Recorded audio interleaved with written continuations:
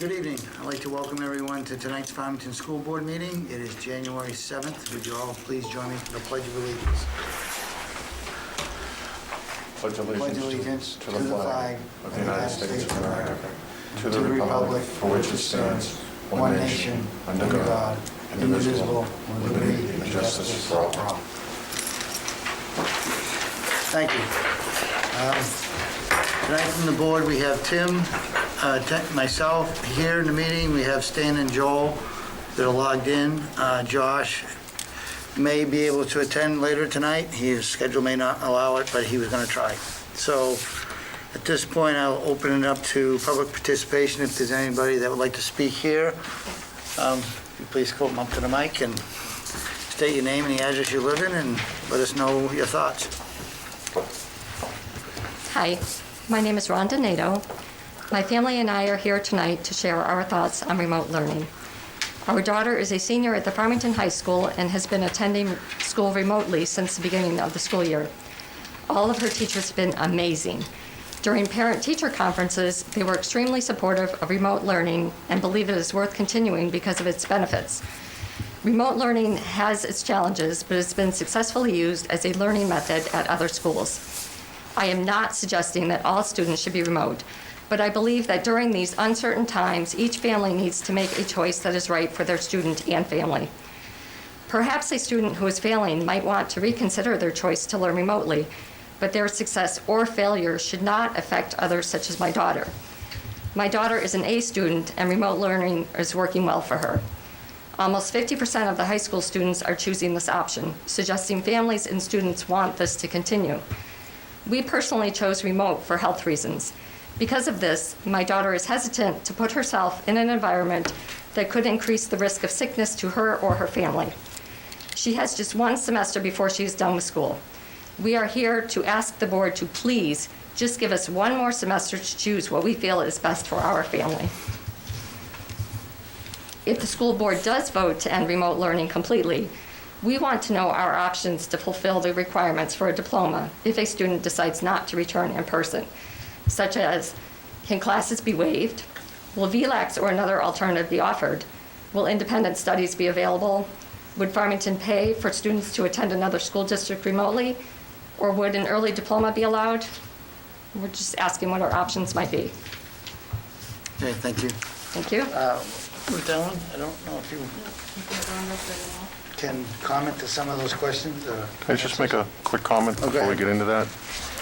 I'm not sure whether you folks are aware, but there is an agenda item tonight for the board to rediscuss what we said. A lot of what's been out on social media has said that this is a firm decision on February 1st. It was my motion of the board.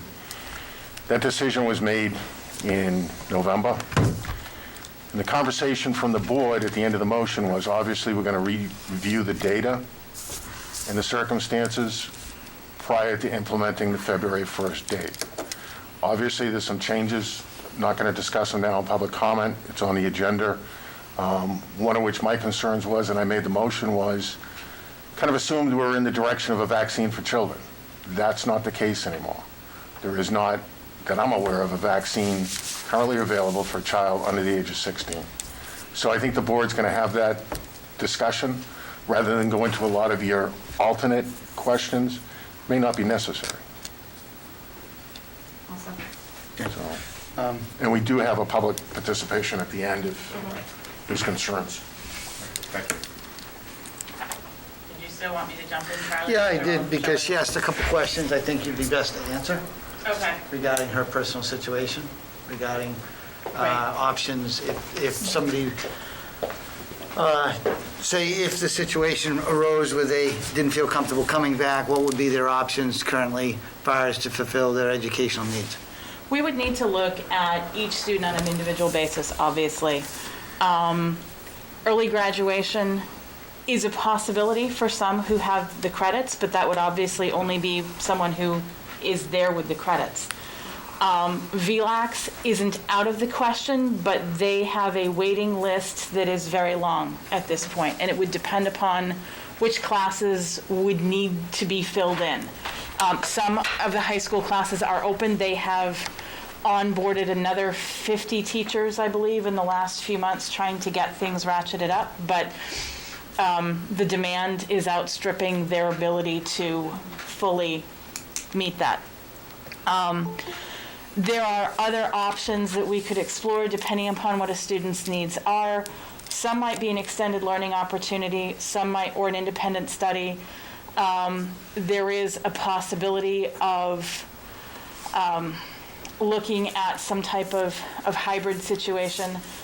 We'd have to really look to see what an individual's needs were. I don't want to just say, okay, this is available to everyone, because what works for your family might not work for someone else and for another student. But certainly, we would sit down and look at it. Okay. So, yep. Did that answer more or less what you were I looking for? just want to make sure Okay. that she had some, you had a chance to speak on that. Anyone else for public comment? Jen, do we have anybody there?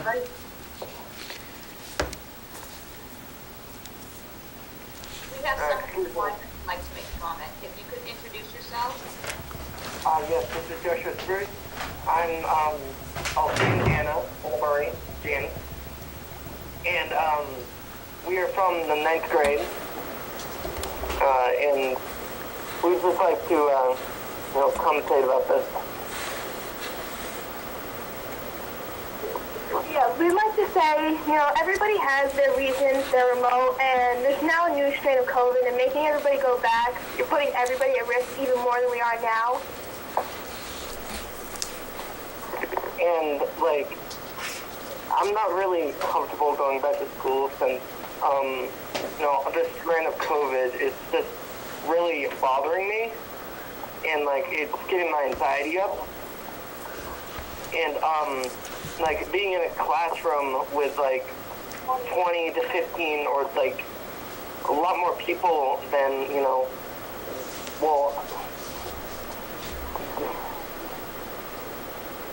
You can tell his anxiety is getting high. This is Dennis Tuff, his mother. He's been struggling with this ever since it was mentioned. He also has Raynaud's syndrome, which is actually brought on by stress.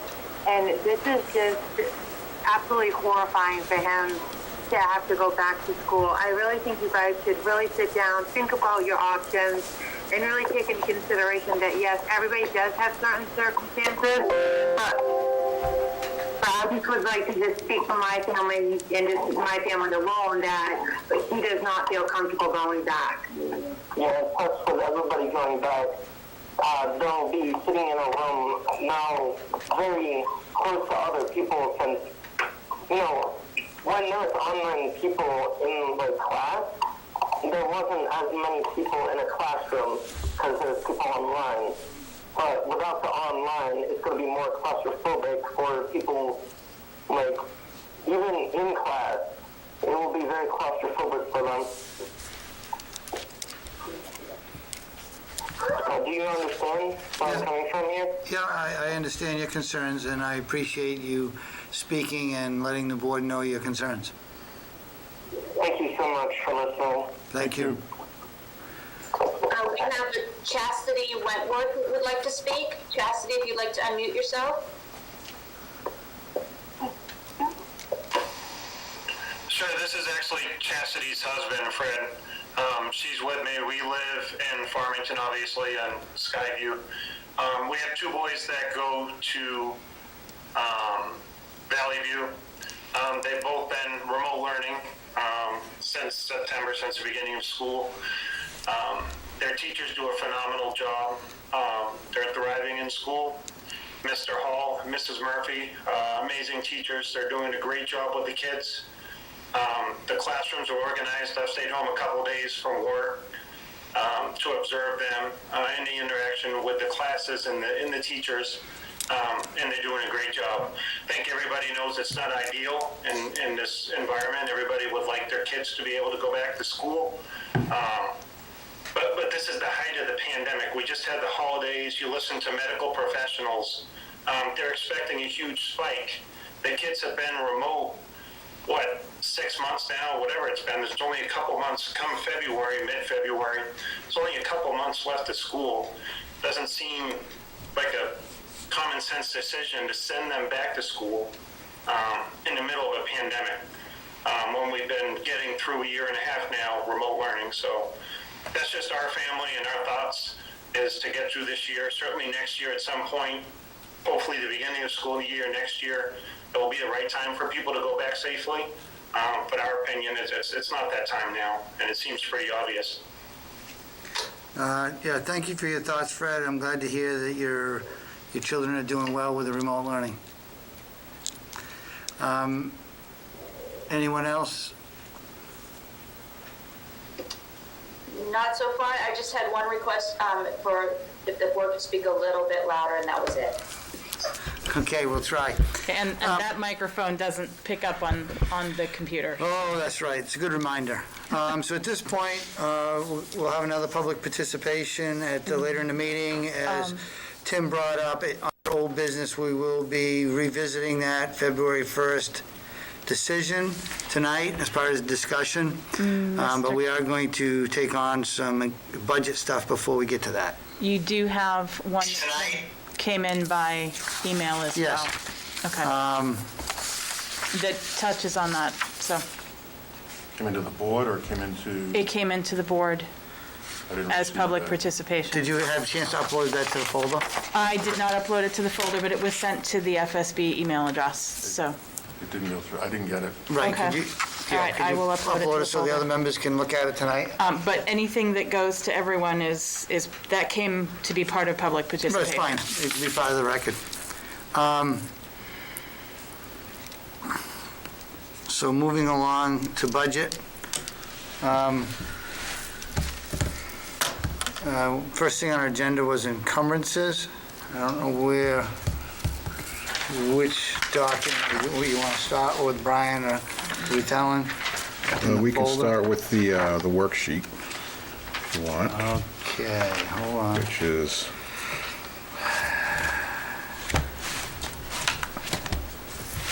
Budget work, budget workbook, I'm sorry. 1-6-21. Yep, that's the one.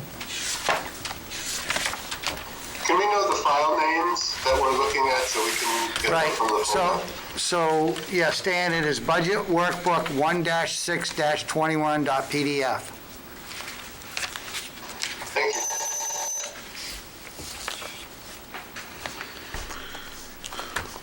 So this was basically, this is a Fund 10 expenditure report, and we went line by line with all the administrators, and Ruth and myself went through it probably about 5 or 6 times on top of that, where we were looking to basically find funds that we could survive the rest of the year without using if we needed to.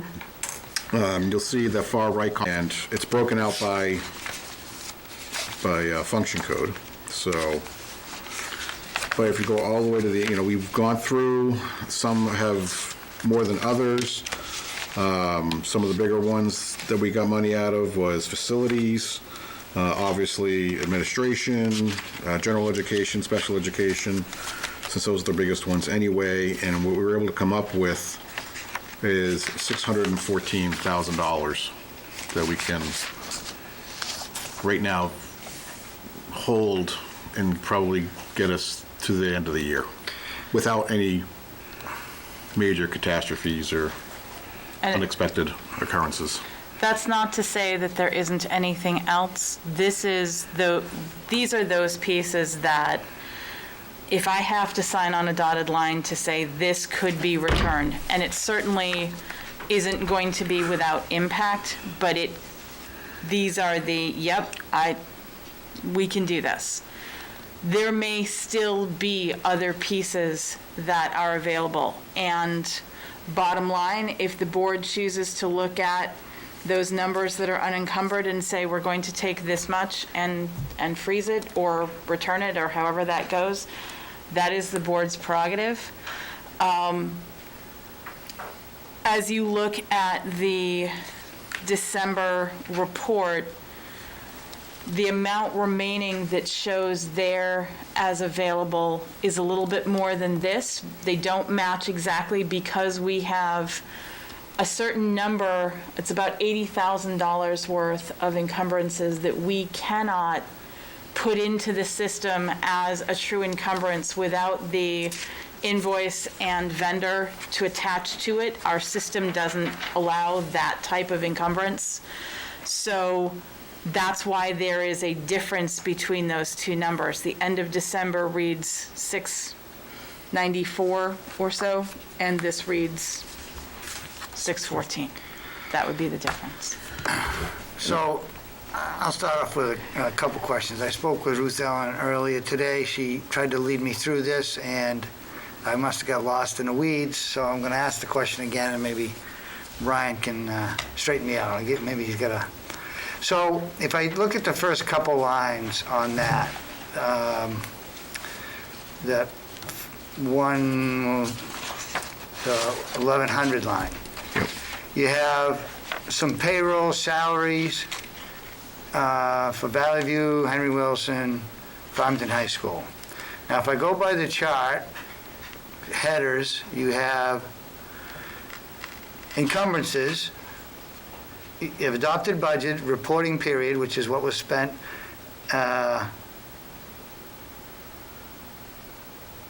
reported period, Which has been spent this year. what has been spent this year. But the end date is, it says 6/31, but what is the date that this was, as of 12/31/2020? This was, I'll tell you exactly, Actually, I believe it might have been. 1/6. Okay.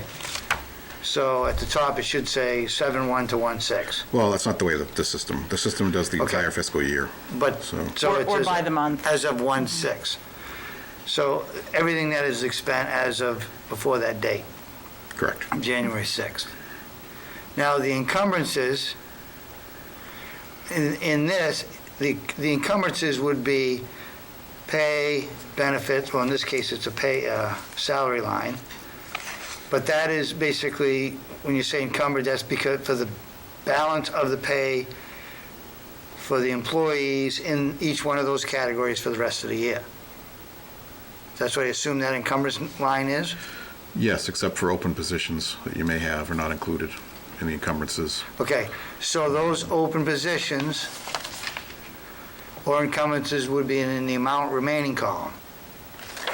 Yes, but there are other sections where, because when they designed this particular budget, not everybody was put in the same building, so you're going to have other ones that are going to be short on numbers, be short on funds.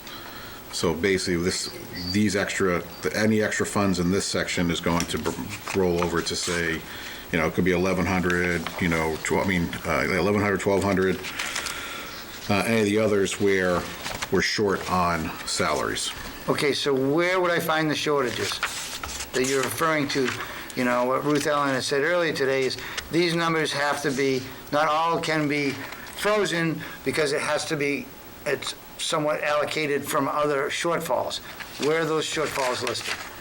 Well, you see I don't know if yours is in color or black and white. I'm on the electronic copy. Okay, because mine's black and white. All the red is all, right now, that are overexpended, lines that are overexpended.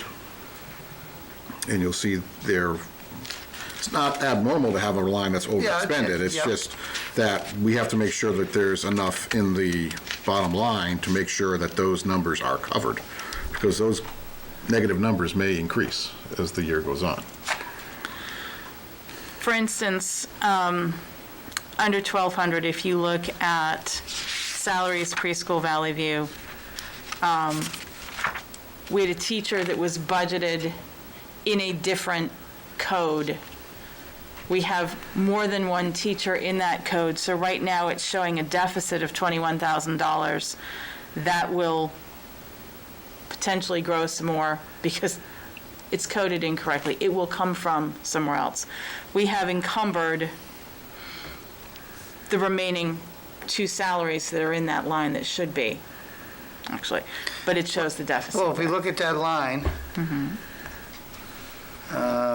it says to date 31,000 has been spent. It's encumbered as 51, showing a deficit of 21. And that 21 is coming from where? 'Cause when you say that, it must be earmarked in another line item. Where is that other line item? They're not earmarked because we do a bottom line budget. So, I So mean, what is the total of everything in red? But if we were to look at this total in red that we're looking at, when you're saying that this is the balance, if I quickly went through it, I would go, there's 8,000, there's 13,000, there's 16,500, there's 35,000, there's 39,000.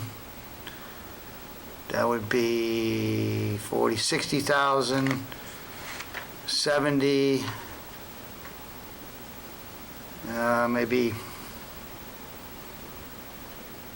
I would say 70, 80,000. you still have, so as you look at the bottom of, say, special education, with the remainder, the remainder there takes into consideration the amount that is left, both with positives and negatives there. So in that, it's covered in the bottom line of 1,200. It's not overexpended. I also know that I have some positions there that are unfilled that I am likely going to need to fill in the fairly near future, particularly in special education. Well, so trying to understand this a little bit better, if there's $80,000 that's in the red, that's taking account for the bottom line, then these areas where there's an encumbrance and there's amount remaining, and the difference between the amount remaining and the amount frozen, is it $80,000 or significantly more? It appears it's significantly more. So if the shortfalls or overages, say $80,000 approximately, then the amount remaining after the encumbrances, the amount remaining, shouldn't that be approximately that 80,000? The difference between the amount remaining and the amount frozen. We looked at the fact that there are some pieces there that we are still going to need. For example, if I look at tuitions are encumbered when we get down into some of the postage lines. I do have a little bit remaining in there. I'm halfway through the year, and I'm going to need a lot more postage. There are pieces for testing, for additional software that are not encumbered. They show as remaining, but I am very likely to have to expend those before the end of the year. So again, they are not encumbered because I don't always know which software I'm going to need for an accommodation for a student who hasn't arrived yet. But I know that I have 3, potentially 4 more coming in the next 2 weeks. So there are some pieces here that are not encumbered and they are not nailed down, but I know that they are expenses we have coming up. That's the part that is fluid here. So where's that list? If you're referring to this, these situations, you must have those, must have at least on somewhere been documenting those with an estimated amount. That's where we went through and here's That's what the we district, know. 614 Here's and a what we 690? know we can pull this out. Yes. But there may be those other expenses that I still need to cover. Now, again, you asked me where I could find this money. I know I can find this part. There are other pieces that the board has the authority to say, you're not spending this. But there was also a fairly significant reaction at our last meeting when we indicated that we weren't purchasing supplies right now until we got a handle on where things were. Yes, supplies are one of the things that there are remaining dollars in that we won't be spending here. What we've done with what we have for the encumbered line has given us a small margin to continue to operate with. We don't have to take that.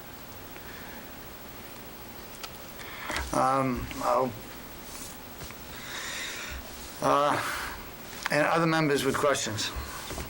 Tim? Brian, what is our budget for Fund 10 that was approved by deliberative this year? 16,102,103. That 16,102 includes the fund balance transfer, correct? The fund balance transfer, no, but it includes all the projects. The roof projects, but not the fund balance transfer. Actually, yes, it does. The 16,102 includes the fund balance transfers. That's the grand total that's on there, So- on here. So am I correct in that our fund balance appropriation was 15,917,102? Yes, the 16,102 included the additional warrant articles. Yes. So what did we spend year ending June of last year?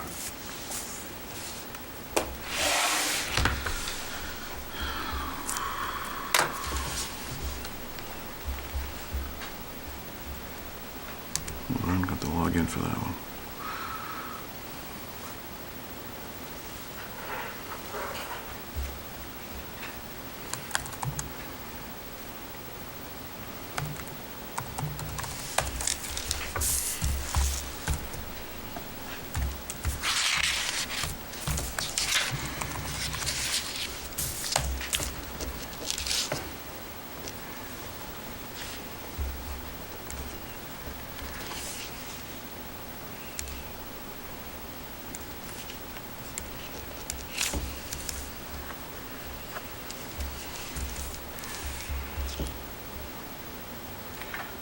Might take a little bit to run this report. I think I may have it. Should be in the July folder. Let me check that one.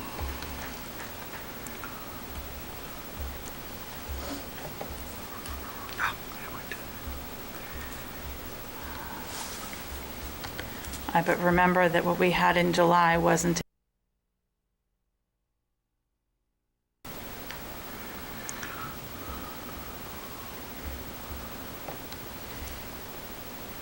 When was that published? I'm looking at the.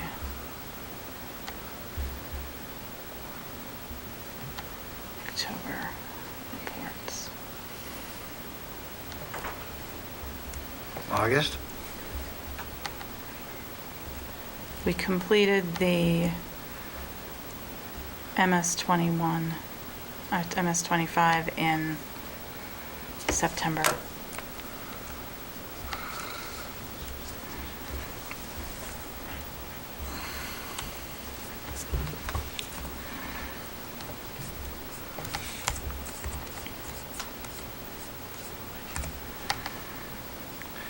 Is that in our, I'm- was that in our September board folders?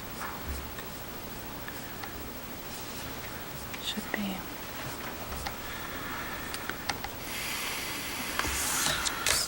While you're looking for that, I'll run the report. Yeah. Oh, that's the bud stats.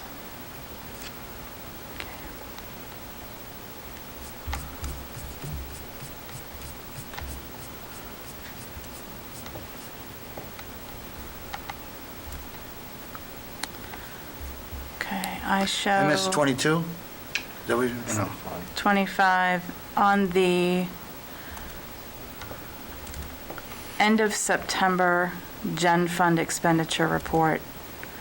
We show 14,473,570, and I will look at the MS-25. 14,473, 570, 21, correct? Yes.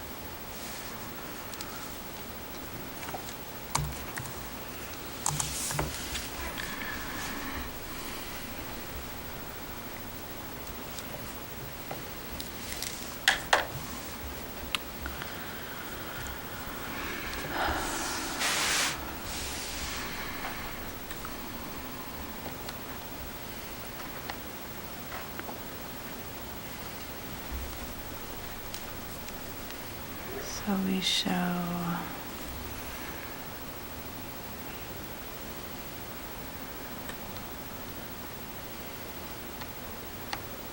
MS 25 shows what we returned, but it doesn't give an aggregate. Hold on.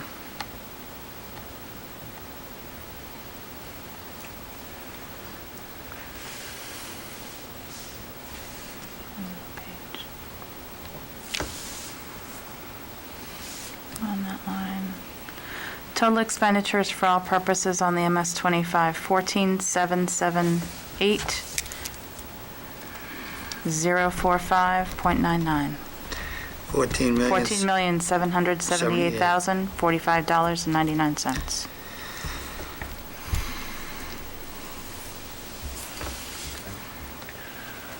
So our appropriation is 15,917, rounded off this year. Last year, we spent 14,473, which is a difference of about $1,400,000.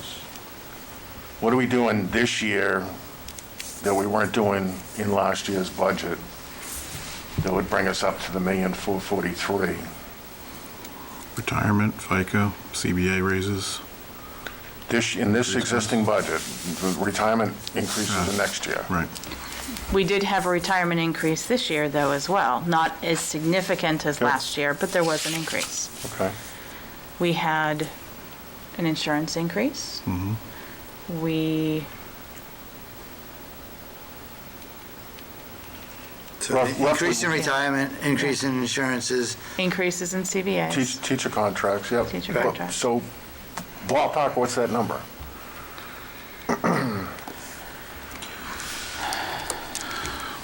Is it 150?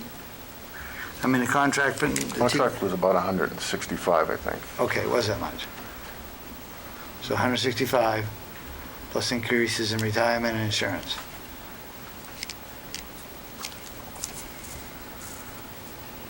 With the big ticket items.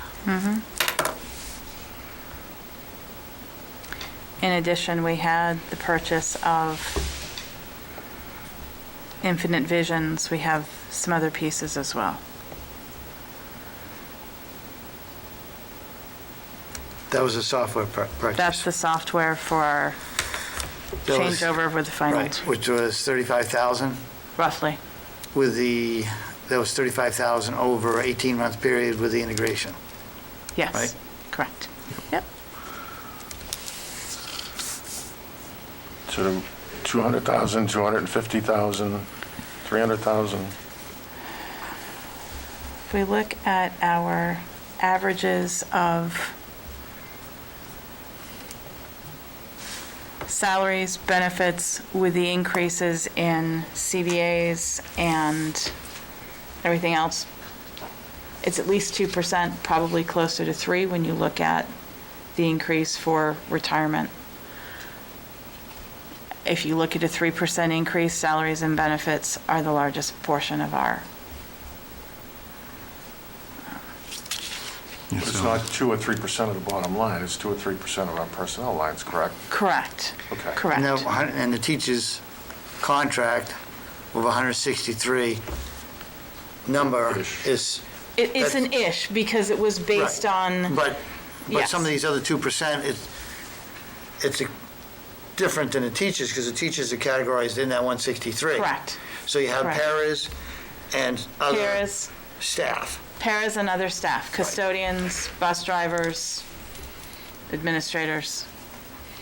Which if you did 2% of that, it's a much smaller portion. Yes, it is. It could be 30, 40, 50,000, if that. I think it's going to be more than that.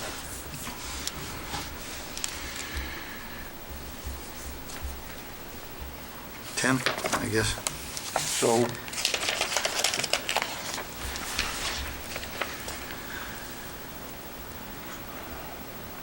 with our estimated revenue right now, we still at the 5,605,595. That part has the estimated revenues. The update that I have in your folder is primarily in regard to the fact that I have included now about $100,000 for special education aid. We received our amounts for this year, and based on averages, I felt like I could put in the 100,000 for next year. And that's Fund 10 money. It's Fund 10 money. We don't get it until after the fact. It's based on what we have to expend this year, and it's Right. on a formula that we won't know until next year. And it's, But at tax setting time, that $100,000 It or comes- that number, it comes in where the adequacy comes in. It doesn't come in where the grants come in. okay. So I didn't increase the grant amount. When we look at the warrant, I increased, it essentially acts like adequacy money. So that would bring our revenue, if we're going to increase it $100,000 to $5,705,595. I've given you the updated sheet. Yes, I need to have that in front of me.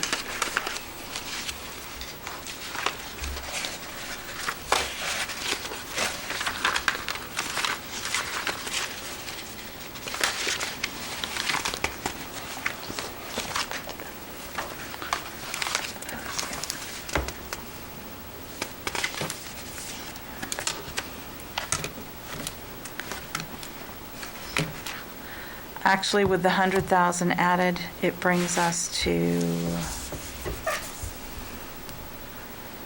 6,932,815. 6 million what? 932,815.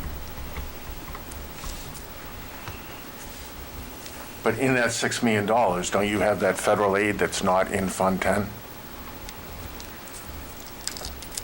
In that $6 million, there is $839,529 that is the grants revenues. So we've got to take that for the purpose of raised by taxation, we're using a $6,100,000 number. Roughly, yes. 693,286.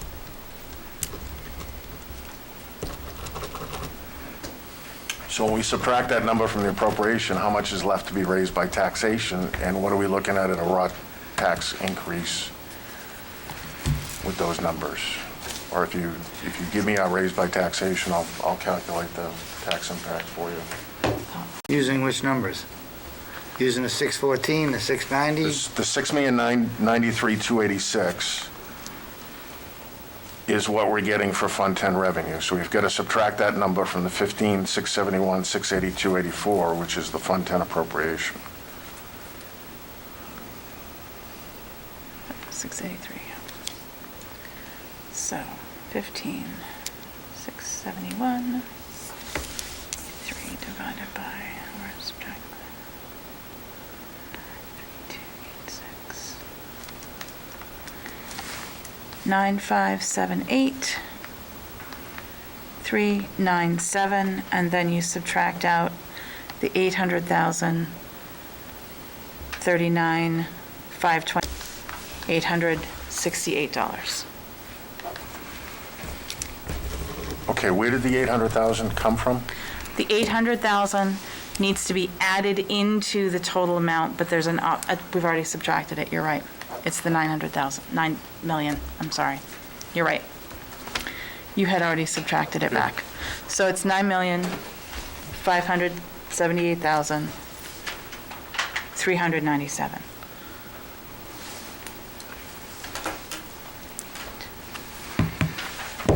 Divided by.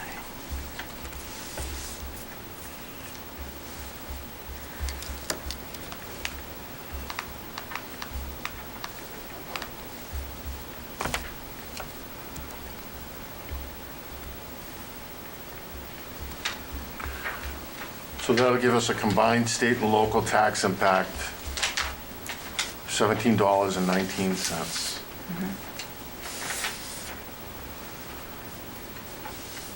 From that, because it's per thousand. So our current state tax is $1.89, so when we subtract the $1.89, our school tax is at $15.30, local school tax is at $15.30 per thousand. You're saying currently? At Well, this budget. Currently, we're at The new budget. the new budget. Currently, we're at $12.16.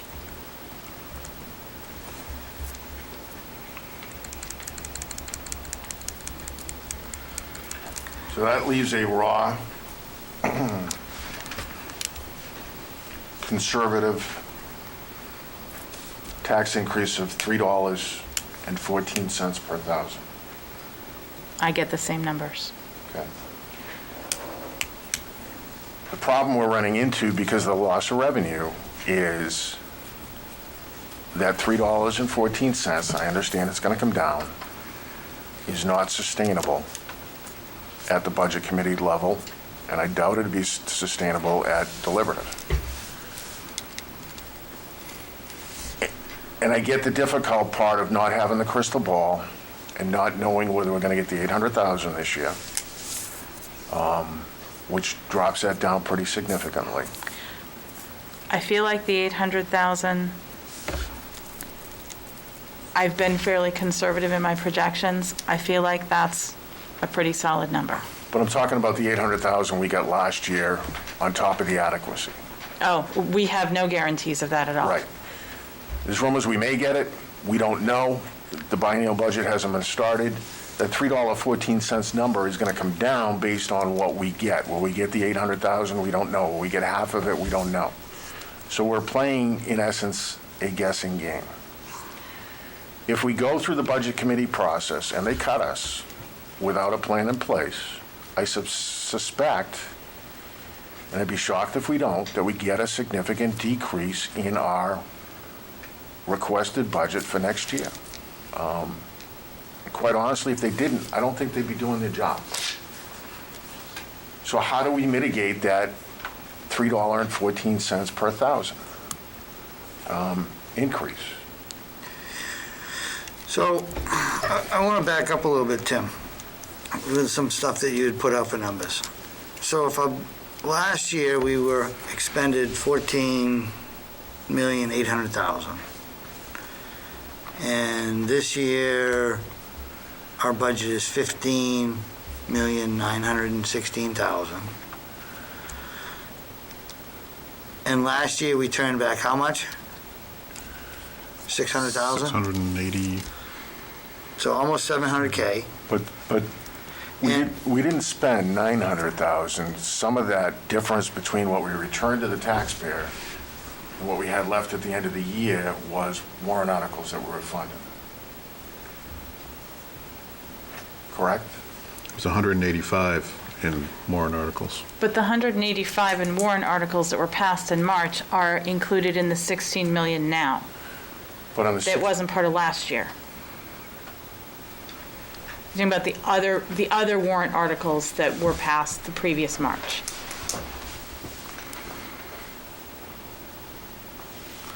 This past March. This past March, 185,000 were passed that are part of the current budget, SY21.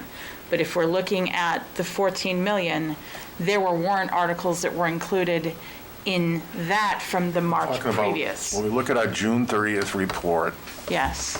there's $900,000 in fund balance in the Fund 10 report that I think you corrected. But remember that at the end of June 30th, we still had invoices coming in. We had several manifests. But- We weren't done spending. No, I agree with that. But some of those expenses were fund balance warrant articles, if I remember correctly, from looking at the end of the year report. And that brought us down to the $600,000 level. From 900 to 600. Yeah, Yes. okay. Correct. But there was, and granted, there were some invoices that were out there at the end of June, but it wasn't 300,000 in invoices. So last year, with that budget that was returned, we returned about 600,000. But go ahead, do you have your question, Charlie? So if this budget that we're in is $1.1 million more, right? And we say we have $350,000 increase in salary, benefits, negotiated contract increases. That brings you to 15,1, maybe 15,150, which is 650,000, still remaining on a 15,900,000 budget, not even taking account for the $600,000 surplus that we had last year. So, I mean, just looking at some of the increases that we had, I mean, it still looks like it's well over, to me, $1.1 million that we, if our spending is consistent, and yeah, we've had some other things that have changed, but a lot of those increases have been, we've offset through the CARES Act, through some other funding. Some we have, yes. And Are all of the CARES Act pieces out of this now or not yet? Not yet, Okay. not yet. So there will. Only the other. Okay, 158. so we have pulled all of the pieces out that went to the SPSRF that needed to go for the end of December. which There are is still some, $158,000. right. There are still some CARES Act pieces in here that will increase that $600,000. Is But that what's a rough correct? number? Right now, it's maybe 50,000. Okay. So, at a, you know, say 10,000 feet, look, from what we spent last year, what the increases were, and what we potentially could have, potentially savings this year, you know, I'm looking at it going, it looks like we should be well over $1 million and potentially that we could freeze, and you're presenting us with 600,000. I mean, I'm trying to, instead of digging through every line, saying, looking at the broad strokes, there should be more of money available to freeze than $614,000. That's what, when we look at what we spent and where we're going, this year, if I was spending, what am I missing? Charlie, when I went through this, I did not go back and say, what did I spend last year? I looked at it in terms of, here's a line, how much of this am I going to need in order to be able to complete that? That's the lens that I took going through this. And so we're obviously coming at it from two different angles. And I would be happy to sit down and go through line by line and explain what I see is coming out of these lines. And I can give you that in written format if you want that kind of detail. I was not able to get that completed this week. It was my intent to give you perhaps more detailed notes than you have here, but that didn't happen. At this point, I'm going to open it up to see if Stan and Joel have any questions or discussion on this topic before we get back on it and figure out where we're going with it. Stan? I have a question, Go ahead. and this may be for Diana. Ruth Ellen, you said there was some special ed positions currently vacant, correct? Yes. Then Yeah. I believe you said, and I want to make sure because it's hard sometimes to hear at home, but you anticipate that you're going to have to fill those soon. I have some students coming into district that will shift some things, and not all of this information is at Mrs. Donito's desk yet. Hi, I am on the call. So my apologies, I've been out for the last week due to some family issues. So my understanding is from a few emails that I've read that we do have some new students coming in and some new student concerns that may require some positions regarding paraeducators. In addition, we currently are short a special education teacher at Valley View. We've had our kindergarten special education teacher covering kindergarten and first grade. Kindergarten tends to be a population that starts low and then gets higher as the year goes on. And we're beginning to kind of approach that level. At least that was where we were when I departed the beginning of January. Other questions I can address for you, Well, Mr. I guess the question's been answered. I didn't really ask a question. So I was trying to review what was said because my initial thought was if we're short-handed, are we in compliance? So I guess my question is, with our population of special needs students, are we in compliance 100%? We've been able to cover the services up to this point, but we're hitting that, as we typically do as we get toward the middle of the school year. We're getting to the tipping point with our pre-K population and then some of our younger students. We have a few students at Henry Wilson that are beginning to outstrip the level of supports that they have right now. So we need to look at increasing those supports. And then my other question was already answered with the fact that you've obviously got some incoming students that are identified that you need a service. Thank you. You're welcome. And I will add that if we were to come back fully, that may also change the levels of supports that we need for some of those students who would be returning. Charlie, if I may? Yes, that's accurate. Understood. Go ahead, Tim. Diana, do you have a ballpark number on what we have to invest to meet these incoming special needs? I'm sorry, sir, could you repeat the question? She hasn't I'm having a had hard time that. hearing you. Okay. Tim asked what the ballpark number was to meet the needs of the incoming students, and that folder hasn't hit Diana's desk Okay. yet. I've only just had the conversation with the family today. Yeah. So So, I guess the question is, do you have an estimate? is it 50,000, is it 100,000? I would need to sit down and talk to Okay. Diana about a couple of the pieces that are still fluid. Okay. So, let's say looking at where we are now, and we freeze a certain amount of money, and we need the resources for special ed. What do we have available in our reserves for special ed? That number's pretty high, isn't it? We do have the expendable trust. What I would say is in order to expend from that, you do have to post a public hearing and spend an extra $150 to post that. But yes, that is available. How much is in that trust?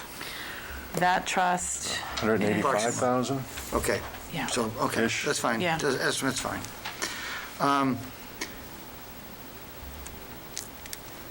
Stan, any comments or questions? No, I'm all set, thanks. Okay.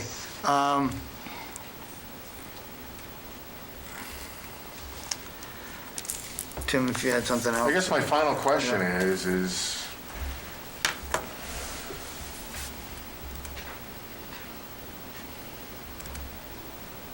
can we survive and provide the same quality of education that we did last year if you have an extra $443,000 over and above what we spent last year?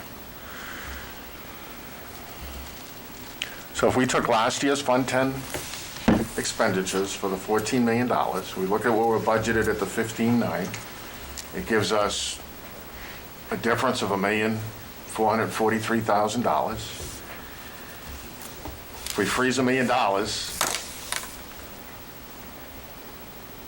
can you survive on what we, and do what we need to deliver on the $14 million plus the $443,532 increase? well, I would say, one, we had increases beyond the 14 million that 400,000 may or may not be, but we'll use it for round figures right now. Last year, I did not have a normal year. We didn't run a spring sports season. There were pieces that didn't get expended in that. I have some things this year that haven't run, and I don't have a crystal ball to tell you what spring is going to look like. I may still have pieces that aren't going to happen. I had to budget as though they were. If we're saying we're canceling spring sports, then that makes it more equitable to what I had last year, and I can look at that. I guess when you say without impacting our programming, if I can't purchase supplies, there will be an impact. If there are pieces, are there things that I can do? Yes, there are. Will it shut down the school? No, it won't. Is it just as simple as saying, well, you spent this year, this is going to be this year? It's not, because we're not looking at a complete apples to apples. And last year and this year are really complete anomalies. Will I do with what I am given? Yes, I will. But I was asked where this money would come from. I've told you where I can definitely get this much. So I think again, go ahead. My understanding, and I believe it was my motion, was to freeze $1,250,000 at our last meeting. And wanted to see insight from the administration on where those numbers were going to come from.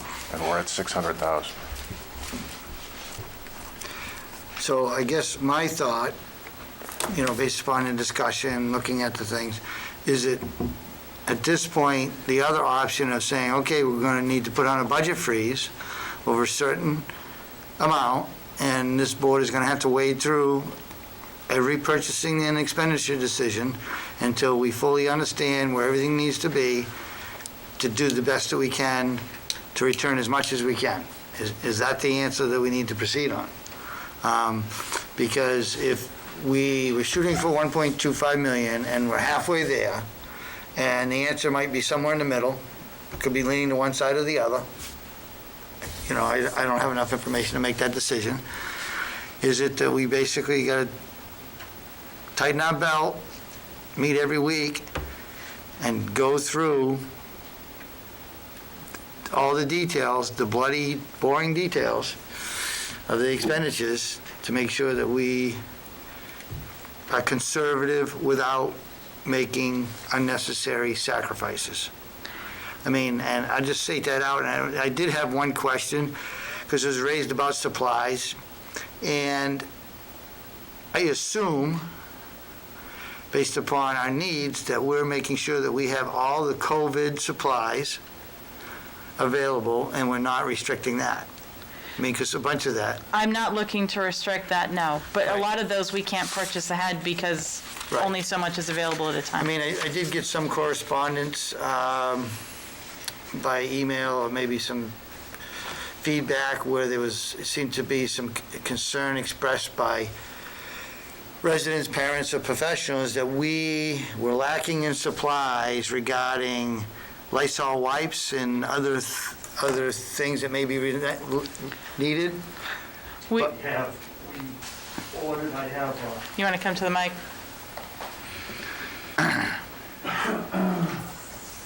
Lysol supplies, the tubs and stuff, we ordered way ahead. I have a well-stocked annex building of tubs of Lysol wipes. What we aren't doing- Alcohol wipes.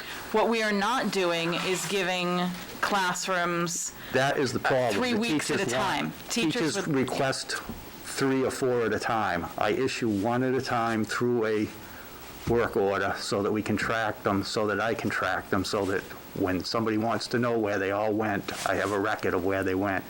If we give more than 1 tub at a time to a classroom and there are 2 sitting out, somebody steals 1. So we issue 1 at a time when they ask for 1, and it's delivered 5 minutes after they request 1. So when we're talking about supplies, we're not restricting or rationing cleaning supplies. I'm not rationing anything to do with COVID supplies. no. So when we're referring to supplies, as far as any restriction, And the majority of that is coming from grant funding anyway, which is Right. not frozen. and that's my understanding as being a member of this board, is how we were proceeding. I just want to make sure that's how we're Absolutely. proceeding. Absolutely. And that anybody watching this understand that when we're talking about supplies, it's not anything related to cleaning or COVID-related supplies Correct. that are required during the pandemic. Absolutely. Absolutely not. Okay? Because I don't want people at home to take this the wrong way.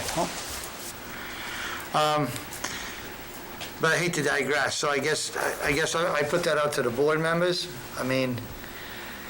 We kind of had a goal, we're not at that goal. I don't know if we can get to that goal, but how should this board proceed at this point? We've got other stuff on the agenda. We can table it till later in the meeting, or we can meet again Monday night about it.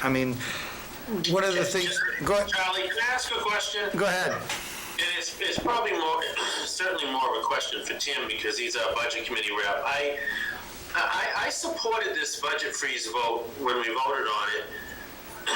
As I reflect on it, though, it does seem a little unorthodox to throw out a specific number. I don't ever remember a budget freeze when I worked there, or even since I've been on the board. We had one last year where we threw out a specific number.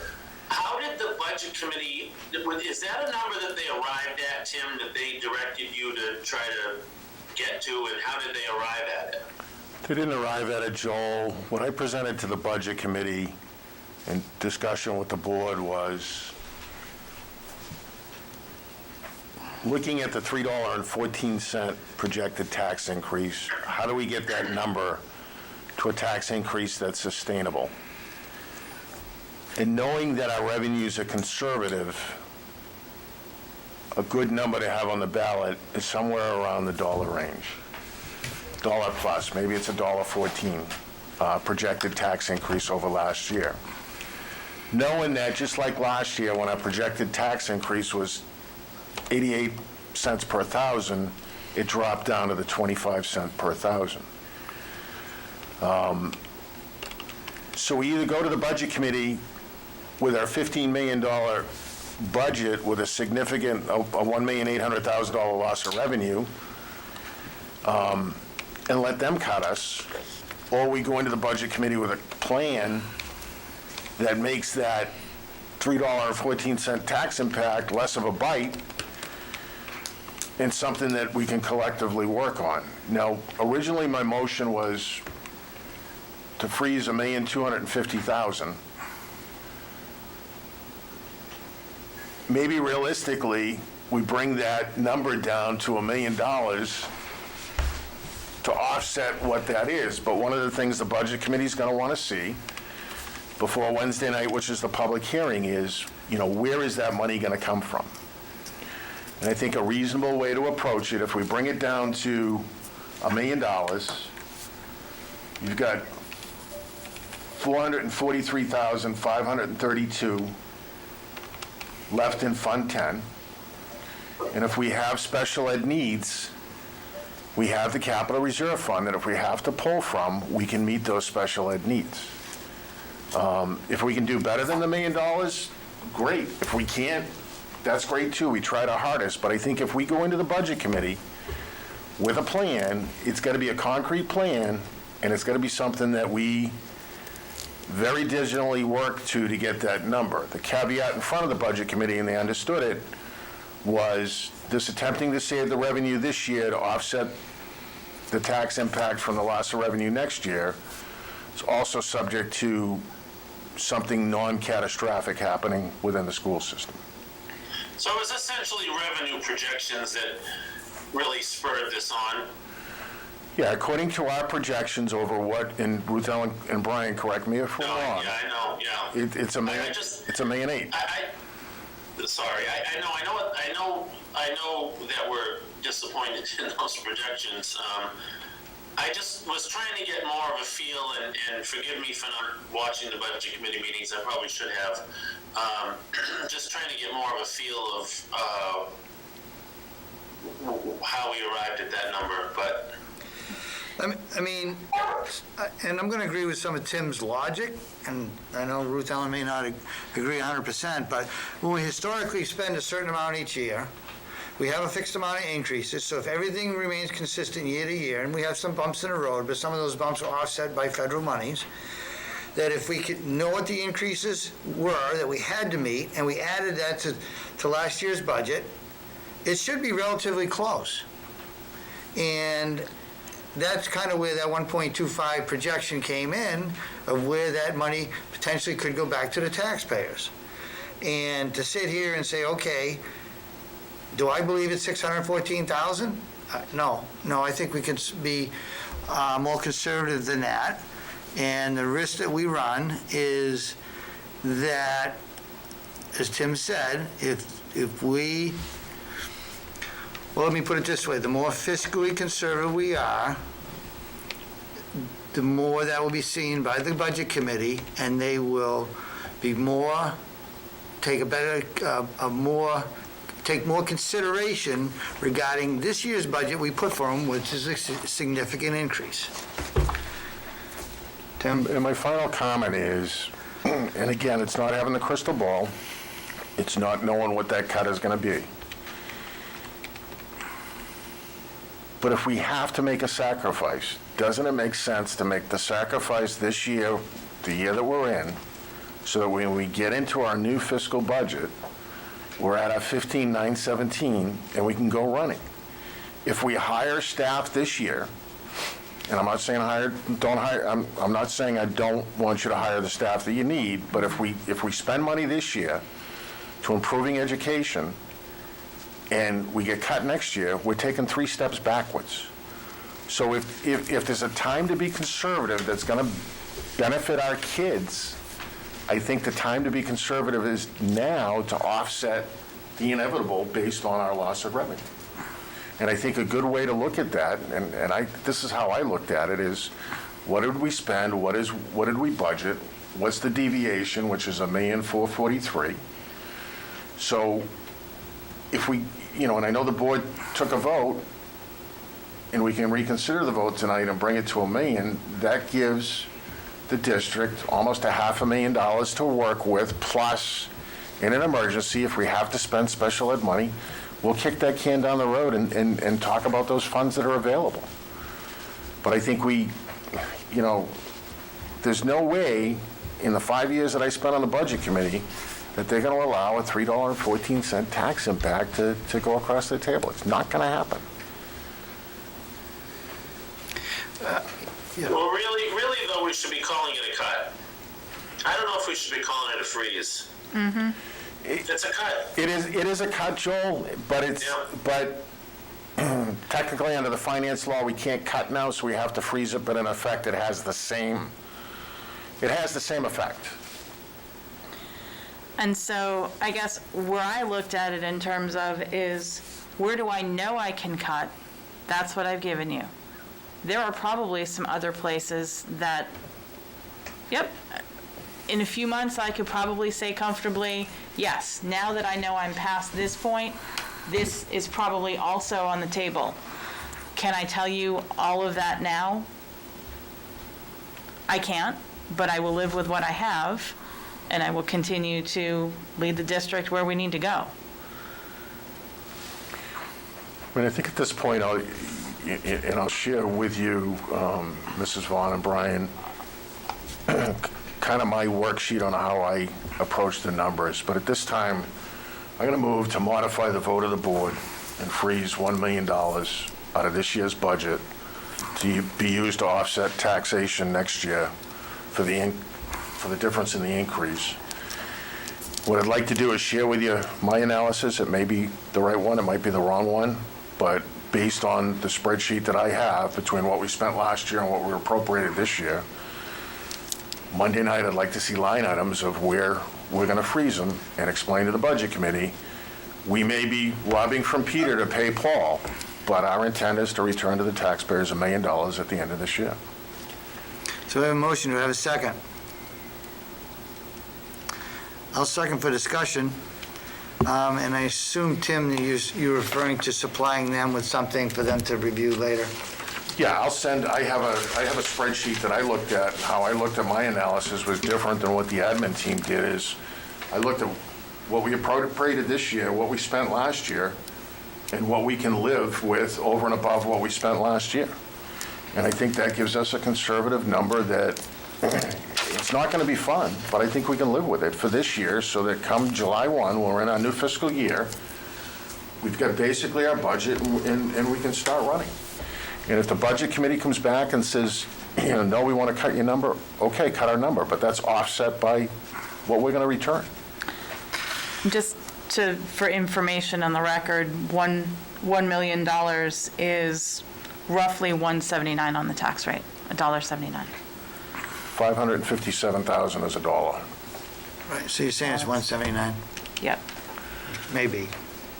Well, it's 557, 175, so you divide the million by that, Yeah. and you get about $1.79. Okay. Sounds about right. And that'll give us, a projected $1.35 increase that, with our revenues during the fiscal year as they come in, that's going to drop that number down. I mean, historically, every year it comes down. If we get the 800,000, we're almost in a negative drop at that point. Okay, so my other discussion on this, just so the other board members to realize, the last motion that has passed, and basically if this motion fails, this board passed a $1.25 million budget freeze. So this could pass or it could fail, but if it fails, the last one that was passed was 1.25. And so it'd have to be reconsidered to either amend that, remove it, amend it, this is an amendment to that, or remove it. So discussion from Stan and Joel. Well, I voted for it. I did vote for it with that number thrown out. And part of me thought, well, now they're going to go to the table and sit down and look at where that would come from. I want to ask Ruth Ellen, you may have said it at the beginning of when we first started looking at the workbook, who was at the table? All the administration? Brian and I met individually with each of the department heads and principals and went over their segments of the budget. And then we went over each piece collectively, individually, back together again, looked at it again. So facilities, technology, transportation, each of the buildings. Diana and I did not have a chance to have this conversation that way, but a lot of hers is really tough to do a whole lot of playing around with, frankly. Can I throw another point out there? Tim? I mean, the other thing is, and I understand we can't supplement this budget process, but, the federal government, and I've read the text of the federal bill on what was allotted to education, is going to be about 4 times what we got in the last appropriation, which brings us up to about $1.5 million? Somewhere between $1.4 and $1.5 million is what we're going to get in federal relief. And I've seen some of the definitions of what the federal bill is going to allow. Now, what DOE allows could be a different thing. So it's not the end of the world. We're probably going to be, in the end of the fiscal year, robbing Peter to pay Paul, but that can't be used to offset the tax rate, but it can be used to offset some of the sacrifices that we may make with the freeze. Not necessarily, because if it's budgeted, I can't take it out of that funding. That's where the supplement versus supplant comes in any federal grant monies. I agree with you, but So- there's creativity that comes with expenditures as well. And creativity needs to be very...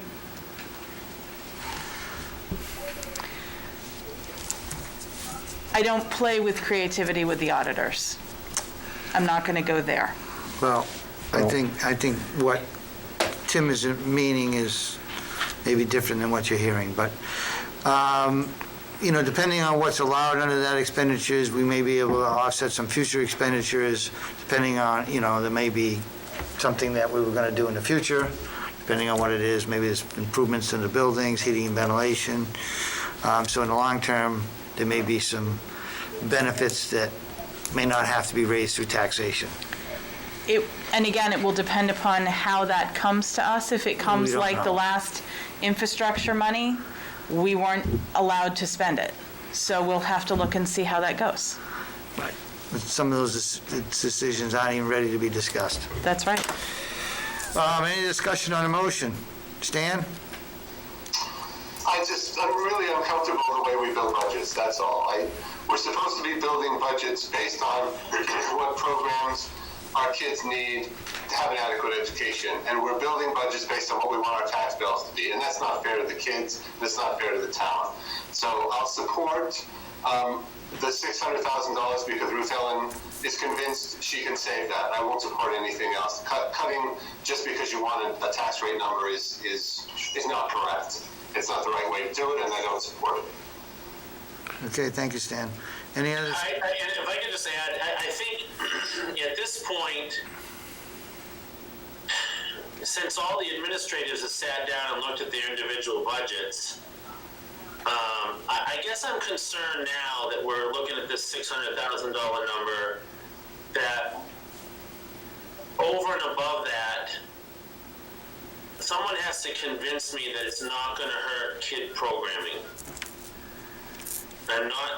Someone has to convince me of that. And I get that we already voted for a freeze for the 1-2, but what if we can't get there?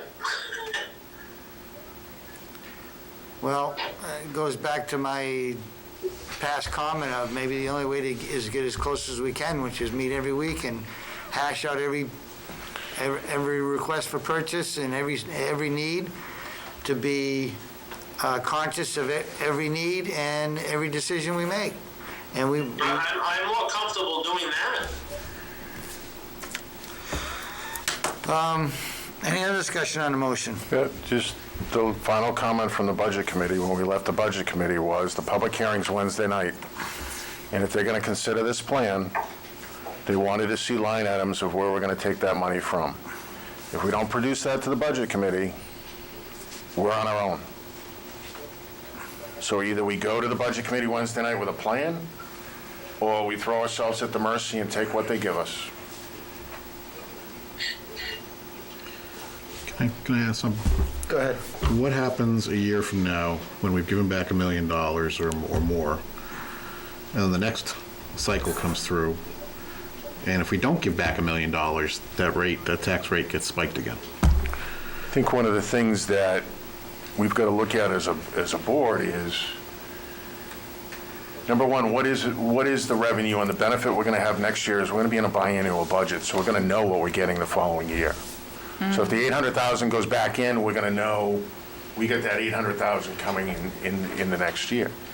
The other thing that I've discussed, and as we're coming out of COVID, and finally getting to look at how do we better education, is, as a board over the next fiscal year, we're realistically kicking the can down the road, but we have to look at how we do business. Do we have revenue generating programs? Do we have programs that we can charge out of district tuition? There's a bill in the legislature now to increase what solar energy can generate. Do we look at our property and see if solar rental is feasible? Will it benefit the district? Those type of things. We have to look at how we're doing business, because with the state's lack of revenue, the taxpayers are the one that's paying the bill, and sooner or later they're going to say, I've had enough. And then we're stuck with what they give us. Well, they said it last year. Exactly. We're starting to see that. I get that. I get that. And if we have elected officials at the Budget Committee level, especially, that have that mindset, you're right. We've got to really start looking at how we're going to do things, because we can throw numbers in front of them and they can just hack and whack away. I personally think, and this will be an unpopular statement, but I'll say it anyway, excuse me, I think we need to start looking at classroom size. We are well below state standards, minimum state standards. I think we need to start looking at maybe case management numbers. I think we need to look at possibly combined services, and I mean seriously look at it, not talk about it. Maybe it's time to start sitting down with neighboring boards. One has already reached out to us, and there's another neighboring board that struggles to get their budgets passed, and start talking about combined services at the SAU level.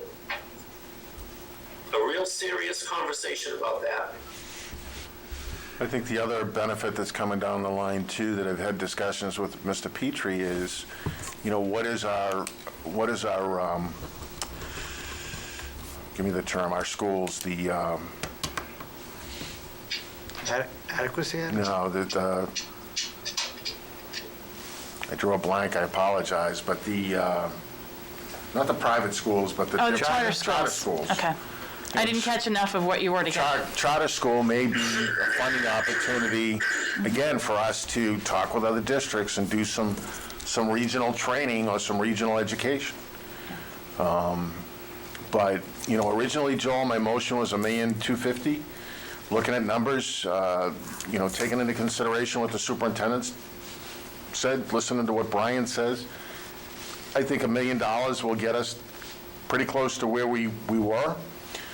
Looking at, what we spent year ending June and giving them that $500,000 buffer above that, I don't see us suffering on programs or taking a step back. And if there is a step to take back, I'd rather see it this year so that next year we can come out of the gate running and get some of the stuff that we need to get up to date.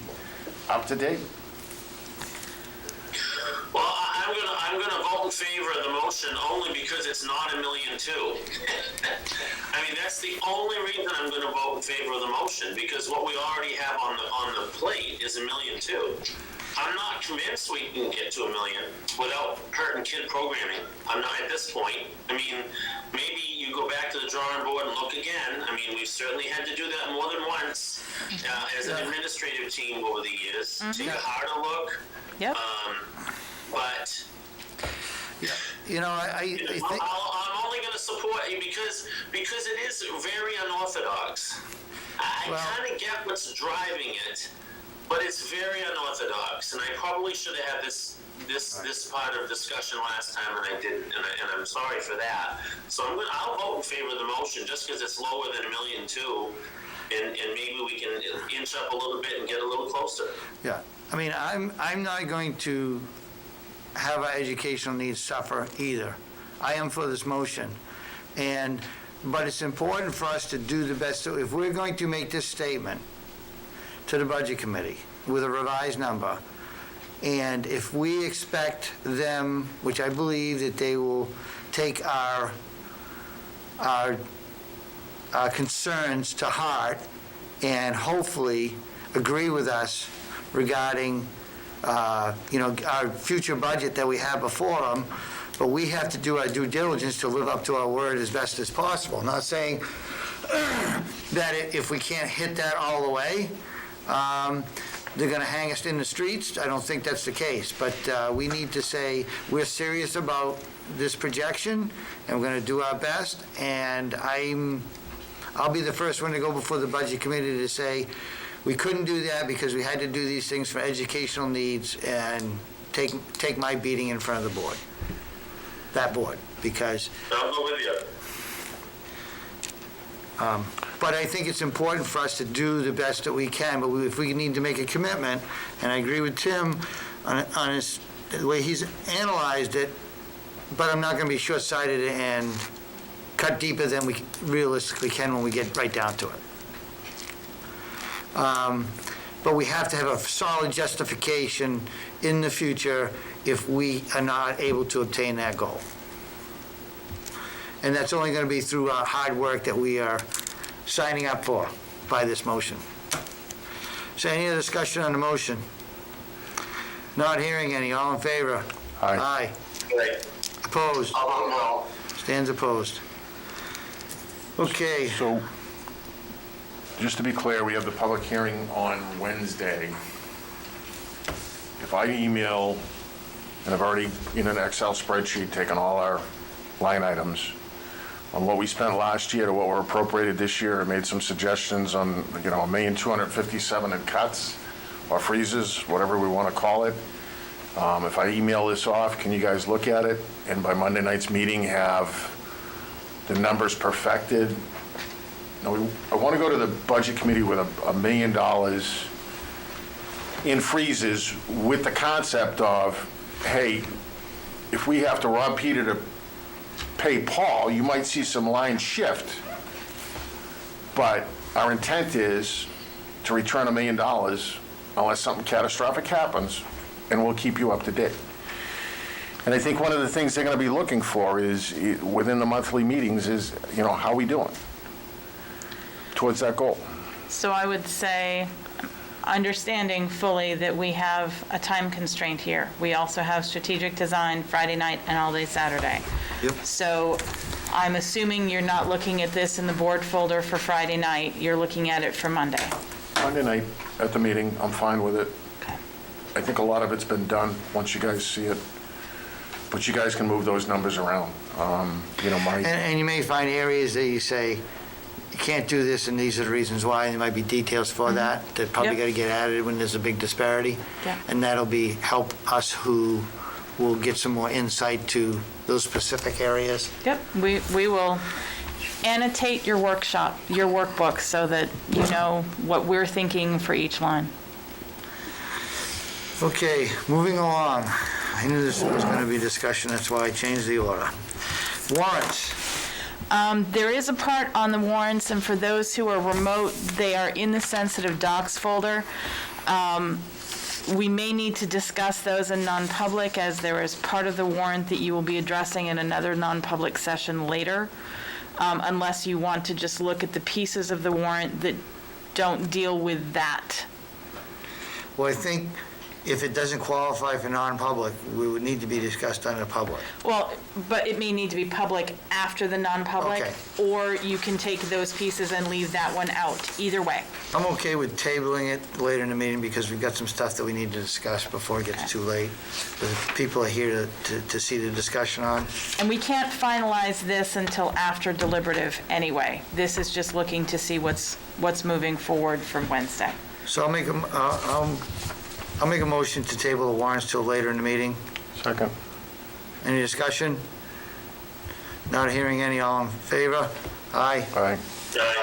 Moving on to old business, we had grade analysis. This was a list that was put up by Ruth Allen, so I It's just, also default. Yeah, can we talk about the default budget as well before we okay, get go off the ahead. budgets? That's in the Yeah. financials. That's also under financials. And you have it both as a full budget Which and one you you want have to look at? The totals only? It's probably the fastest way to look at it. Default budget, default totals only? Right. Fiscal year '22. Okay. And you also have a letter in your folder from the attorney regarding the default budget. So the default budget is $16,145,579.76. Our current proposed budget to the Budget Committee is $15,916. So that is an increase of $245.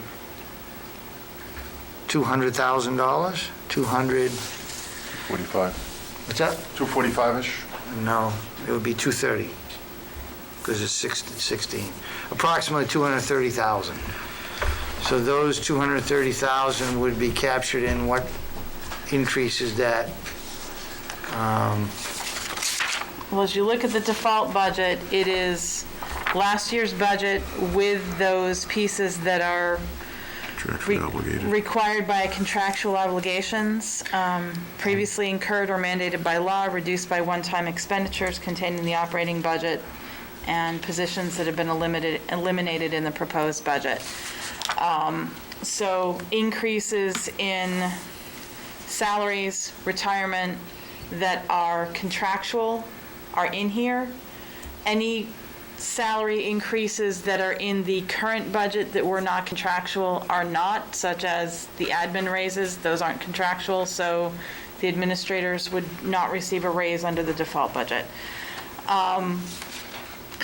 There are, Okay, go ahead. yep, one-time positions such as the ELO coordinator. This past year, the full position wasn't filled because I have a teacher who was doing half-time and half-time. Next year, it is budgeted out. Because that teacher is a half-time ELO coordinator, the half position is budgeted in what is in this year, but it will not, it doesn't show, it's the current position this year. We So, don't carry forward the full amount that was budgeted this year because the full position wasn't filled and wasn't intended to be filled this year. so the biggest increase is in 1,200 line, special education, it's a $545,000 increase. Remember,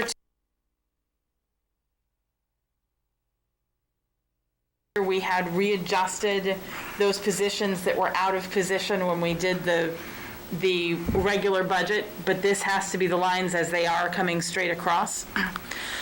So of that 545, how much of it was in the wrong category? About 450,000. Yeah. 450,000. And remember, the increase here is roughly, you said 230,000. We had an increase with retirement alone of 238. 238,000 that is required by law. So, And the contractual increases in salaries also increases your FICA as Yeah. well, so that's Yeah. another several $1,000s. so the majority of the increase is salaries, benefits that are under those pieces that have to happen. Nothing was increased as far as utilities or No, just, any of the, just health insurance. just health What insurance. falls under informational services, 2820 line? 2820 is tech. So that covers, it's not just computers. You have salaries there. You have equipment, Right. the informational systems, power school, And repairs, telephones, internet for the district, E-rate, software for the district. Those are your basic lines in that. Now, I know there was some discussion last year regarding how it was calculated. At least maybe I think Neil Johnson brought it up. And I guess I wasn't part of that discussion. What areas were they kind of drawing, if you can remember, that the areas they felt were in the gray area as far as things that were in that default budget? I think you spoke with them. I just didn't know what those areas were. With the default budget, and this one really was pretty much straight across, there were some pieces as far as supplies. Well, if you didn't use it, you shouldn't put it in the default. Well, the default is the one time, it wasn't a one-time purchase. We need paper every year. This was budgeted, this comes across. That's the way the default budget is built. Neil and I didn't go through line by line last year. We did the year before. Okay, it was the year before. It was the year Okay. before. And that was the year that we were looking at the fuel oil pieces and some of those other pieces, which was not here. So this one was really pretty straightforward. There are some shifts that have happened, but the one-time pieces that came out of this, obviously the warrant articles that were in 2900, those get zeroed out because that's a one-time. Right. Any of the transfers, that's a one-time. But we do have some increases in contractual sick day buyouts. Right. Right. That was a big jump. And that was contractual, so it has to be in there. Okay, that's just all I have for questions. Tim? So I'll make a motion to approve the default budget as presented, and that we forward a copy of the default budget to the Budget Committee with a copy of a letter from council indicating that he's reviewed it and it meets the statute. Is there a second? I'll second it. Second by Joel. Any discussion? Not hearing any. All in favor? Aye. Aye. Aye. Motion passes unanimously. Okay, so we'll get that sent to Jody with the letter. Okay. Okay. So getting back to old business, Ruth Ellen had grade analysis. So I was hoping to be able to get this in the folder for you. I was not. Is this something you want to just table till Monday? We can table it for Monday. I can give you broad strokes because I think it may inform part of the discussion that you're looking to have on February 1st. to just give you a quick overview, and then I can give you the details Oh, on okay. Monday if you'd like. Okay, go ahead. The original report that you were given, and I focused primarily on the high school because that's really where the lightning rod kind of was there. The original report for the high school was on the number of classes failed. It was not the number of students with a failure. And while it is certainly still too high, I want to give some perspective there. Okay, hold on. Yes. So the numbers we were given were that The number of 50% classes. of the students were failing at least one class. Okay. So you're saying that's inaccurate, it was, Let me come back and give you some of these pieces. Yes. Number one, as we've gone back to first quarter, we have some additional students who have completed some additional work. So that has changed our numbers of failures. However, if we look at first quarter, 75 students failed one or more classes. 31 of these students were remote.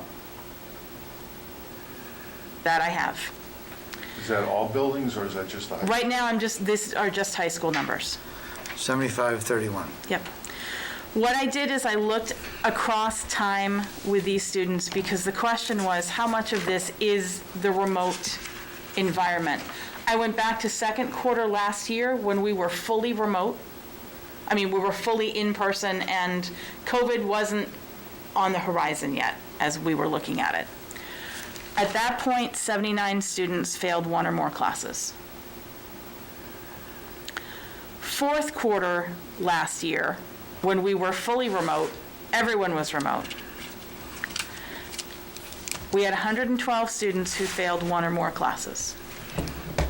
Fourth quarter. However, 21 of the students who had failed classes in person did not fail when we were fully remote. So 21 of the students who had failed when we were in person did better in remote. As we look at first quarter this year, as I said, 75 students failed more than one class. 31 of those students were remote students. Of the students who failed one or more classes, the other very correlative piece was our attendance. Whether they were in person or remote, the students who had failures also have high attendance issues. We are dealing with those attendance issues. And you're referring to this year, last year, which is, or all sections? All sections. I will tell you that the names that appeared last year in second quarter, many of them are still appearing. That would not be, that would be expected. Just in the past 2 days, our high school principal has made 25 home visits, and this is not his first round of home visits.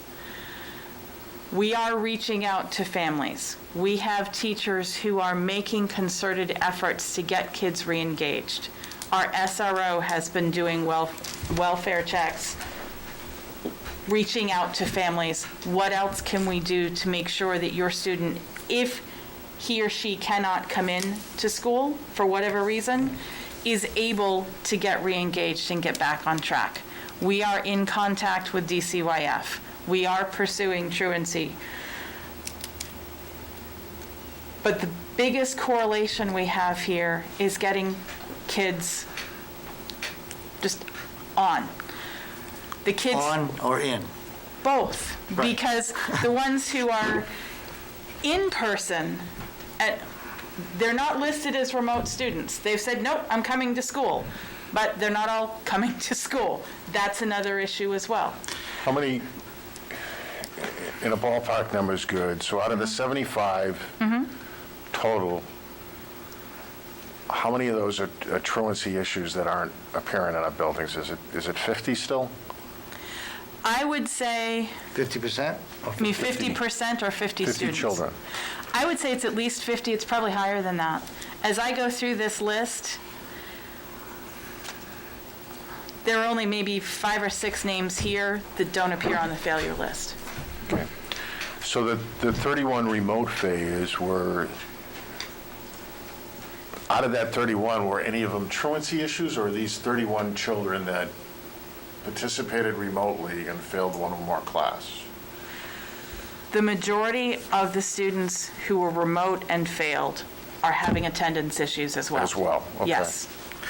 Now, Yes. you had given a number 112, and what was the time segment? 112 for fourth quarter last Fourth quarter last year. when we were fully remote. Fully remote. And our 112. model was very different Right. for remote learning then too. But it was 112 that was failing one grade, Failing one or more classes. and we were 100% remote. We were 100% Okay. remote then, yes. Right. Was that on? Yes, We're still on a 100-point scale we are. with 69 to 0 as an F. 59 to 0 is an F, So an F has a 59-point range. correct. Thanks. Well, that's certainly good information. The other piece that I do have, and I don't have it's kind of the other end of the spectrum. I do have the STAR reports from Valley View for those classes that are, who are fully remote in comparison to the students who are in person. And our testing for our fully remote students, they are out testing by a significant portion their in-person peers. Just letting you know that piece as well. And I will put those up there for you. Yeah, put that date up there so Yep. we can review it. So is there, and obviously you're doing the research and looking at the numbers, is there an improvement plan within our executive staff of how we're going to proceed, and within that planning, what are we looking at time-wise down the line? Ballpark, because understanding that every day brings a different challenge. Right. We have started some pieces already, not the least of which are concerted effort to make home visits to get kids re-engaged. We are looking at our grading practices. Are we truly grading competence? Are we grading compliance? What's the difference? How are we recording that? We're looking at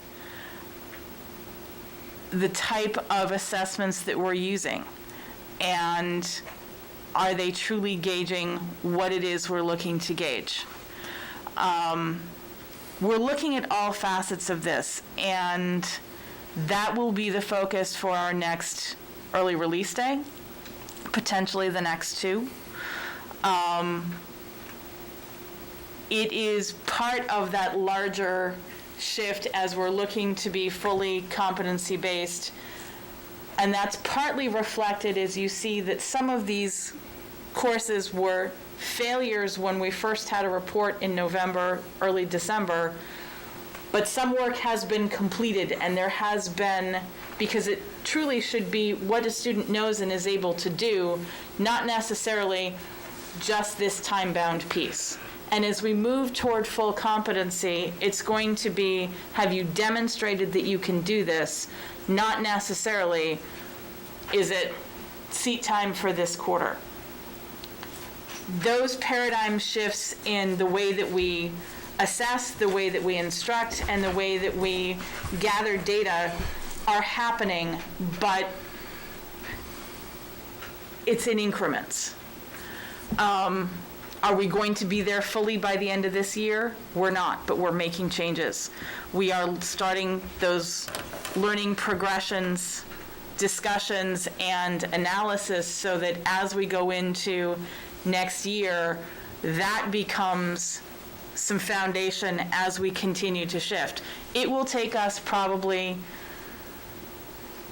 3 years to do it well, but we're certainly making shifts now because we know it needs to happen, and it's overdue.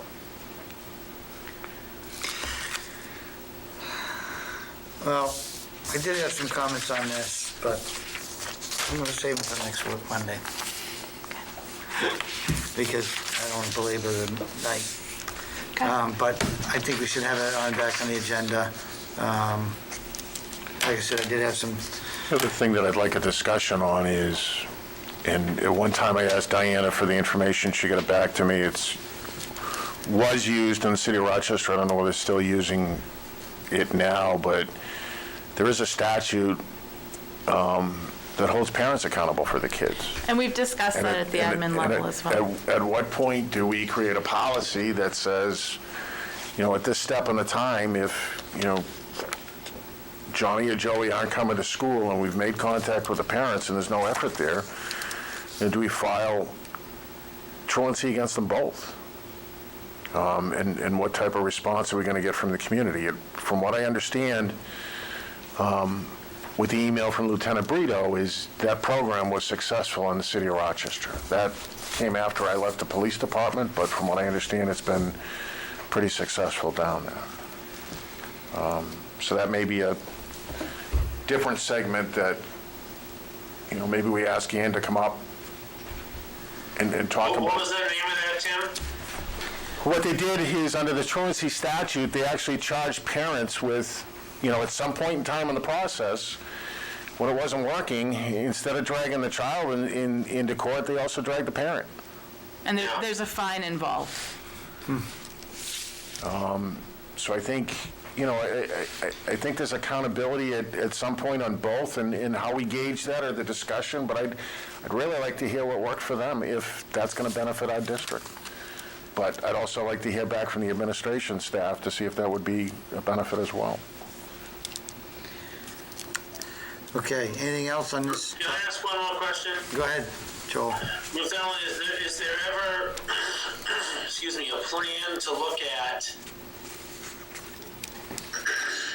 the F, which is the worst grade that you can achieve in our grading scale, why that has a higher range or more weight to it than any other grade in our grading scale? Absolutely, and that's part of that whole competency shift, because as we go there, it would be either a 4, 3, 2, 1, 0, or it's a, exceeds, met, not yet met, so that there is an equal weight to each of the grades, as opposed to a 59-point cliff. Yes, that is part of the discussion. Rosemary, can I jump in there? Please do, Misty.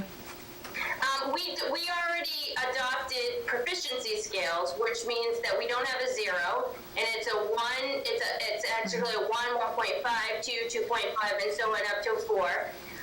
When we have the technology and we are ready to shift to that grading structure, that our proficiency scales, our curriculum structure is also a data structure. So it will be that scale. We just have to build our capacity for that. So just know that when you look at our proficiency scales, which the teachers agreed to adopt, that's the scale. But we're not there yet. We have to make some major shifts to get there. But that will be the scale. And that will be part of the work that would be supported by the learning management system as well. Exactly, and we have to have that technology for us to make that a reality. So, we have to stay with this A through F scale until we can shift and put those learning progressions into that technology to then make it a data tool. Does that make sense? Yeah, well, it makes sense. It makes sense to me. I just, it's a long time coming. Yeah, and we can't try to do that quickly as people might like. There's a process to it, and we have to really make that a shared leadership model to pace that so that everybody goes through that in a digestible way, so we don't jump off a cliff too soon. So just, keep that in mind. But the grading pieces that we're doing right now are really about some of the practices that, regardless of the grading structure, we can eliminate to make the grading, whether it's A through F or we're into a fully proficiency competency-based system, much more accurate and reliable. And that's what the principals are working on now. Can I ask a question? The principals are working on implementing this now, or the principals are working on bringing policy forward to make this part of our practices? They're working with the teachers to shift mindsets and create the pace, and ultimately, yeah, we're going to need to bring some policy to you as a board, but and it's not right now. What they're working on now is practices within the classroom to input data from the classroom level into our current grading structure that is more accurate, which doesn't require a policy change. It requires us to shift our practice. Ultimately, we have to make a policy change when we're going to shift to a new grading structure, though. And that will come later. Okay. Does that make sense, Tim? I don't know if I answered your question. You and I have a different interpretation of policy, but that's not for tonight's meeting. Okay. Okay, thank you, Misty. Anything else on this, or we want to move on to our next February 1st decision discussion? I think it's probably time to move on. Can I open Trying to get there. Can I open up on this? Go ahead, Tim. Let's try to keep this simple. And I just want to kind of put an explanation out to the public. It was my motion that put this in place and why. We're under emergency orders from the governor on how we manage our education system. That emergency order allows us, as a board, to decide how we're going to deliver our education, whether it be remote, in person, or a combination of both. At the bottom of that emergency order, the board is given direction that we have to, at some point in time, come back to a full-time education. In person, in our buildings. That's the last statement on that order. Our goal is to come back to a fully in-the-building education. When that happens is a board decision. So back in November, when we had limited data available to us, we made a decision of, we got to have an end goal, some goal to meet. And we talked about January, it could change to February, and the last comment on the motion that was made for me in that hearing, if you go back and review the 1116, is before we make that a concrete decision, we're going to obviously reevaluate the data in the community and kind of see what's going on. One of the biggest things that I've seen change in my mindset, and again, it was my motion, was the vaccination issue with the children. We have some compromised medical issues with some of our students that I've seen a change in, and I don't think it's time on the February 1st date to bring our kids back. Plus looking at the community numbers and, what we're hearing. But we're also hearing from some of the medical experts that the safest place for our kids is in the building. So there's a mixed message that's coming back in the board that you got to try to look at the big picture of what's going on. So my opinion, it's my opinion only, in reading the emergency orders, is that we have to have that end goal to reopen school. When that happens, I can't tell you when that's going to be, but we have to work towards that goal. And looking at facts that we know today, in my mind, February 1st isn't a good number or a good date. And looking at the schedule for the vaccinations that we are going to do with our teachers, again, that's going down longer than what we expected in November when we saw it. So I'm going to make a motion to move that February 1st to a different date. I'm going to move it to April 1st with the understanding that every single day brings new information, and this is an evolving problem. I don't have a crystal ball in front of me that we can look into and say, yep, you know what, on June 1st, we're going to be back to school. We may never get back to school this fiscal year, but we're required to look at a plan and try to get our kids back. And that's, on the motion with the April 1st, that gives us a goal to work towards. March 1st, when we're a month away, we'll reevaluate if this motion passes, and do the same thing we're doing tonight. Where are we with numbers? where are the needs of our children, and what's in the best interest of how we move forward. So we have a motion, do we have a second? I'll second it, and I have discussion. Go ahead, Joel. I'll just echo Tim. We voted on this November 1st, which was a 3-month, it was a 3-month look ahead at where we would be on February 1st. And during the discussion of that vote that night, the same thing was said as was just said now, that we would reevaluate it as the date grew near. That's why I supported it. We didn't know what things were going to look like. We have professionals that make predictions, and some of those professionals that I listened to were right. We're not in a good spot to reopen, to completely reopen, and to take remote off the table. Will we be in April? Perhaps. We'll take a look at it in March. I hope that people are listening to this discussion tonight. This does not mean, it's all over on April 1st, because that's what everybody did. And for the record, I never said at the beginning of this school year that I would support remote all year long. I would never make that statement based on the fact that we're getting different data thrown at us on a daily basis during an issue that we don't know a lot about. So I support the motion, April 1st as a potential goal, with looking at it further in March and see where we're at. Stan, any discussion? No, it's a reasonable date to look at it in March and for April, so I'm okay with it. I would much rather we presented a date with some benchmarks along with it of what we're looking to get to before we go back. I thought we were going to do that the last time, but we haven't done it. So I would be more comfortable if we had some benchmarks that we could list along with our date, but I'll support it as it is. Well, Stan, do you have a suggestion on some benchmark ideas? Well, like what our numbers should be. I mean, I don't have any direct suggestions, but infection rates and vaccination rates and things like that. We've got to look at where the numbers are nationally and locally, and see is it really safe to come back fully? Because we know when we come back, we can't be distanced. We can't use all of those safeguards because everybody's going to be back in the building. Well, that's so right. You have to take care of everybody. And this gives us another 3 months. Exactly. Well, to create some benchmarks during that time frame. But this, I think it's a fair vote to take tonight. Clearly, there's some anxiety around it. That's been made very clear.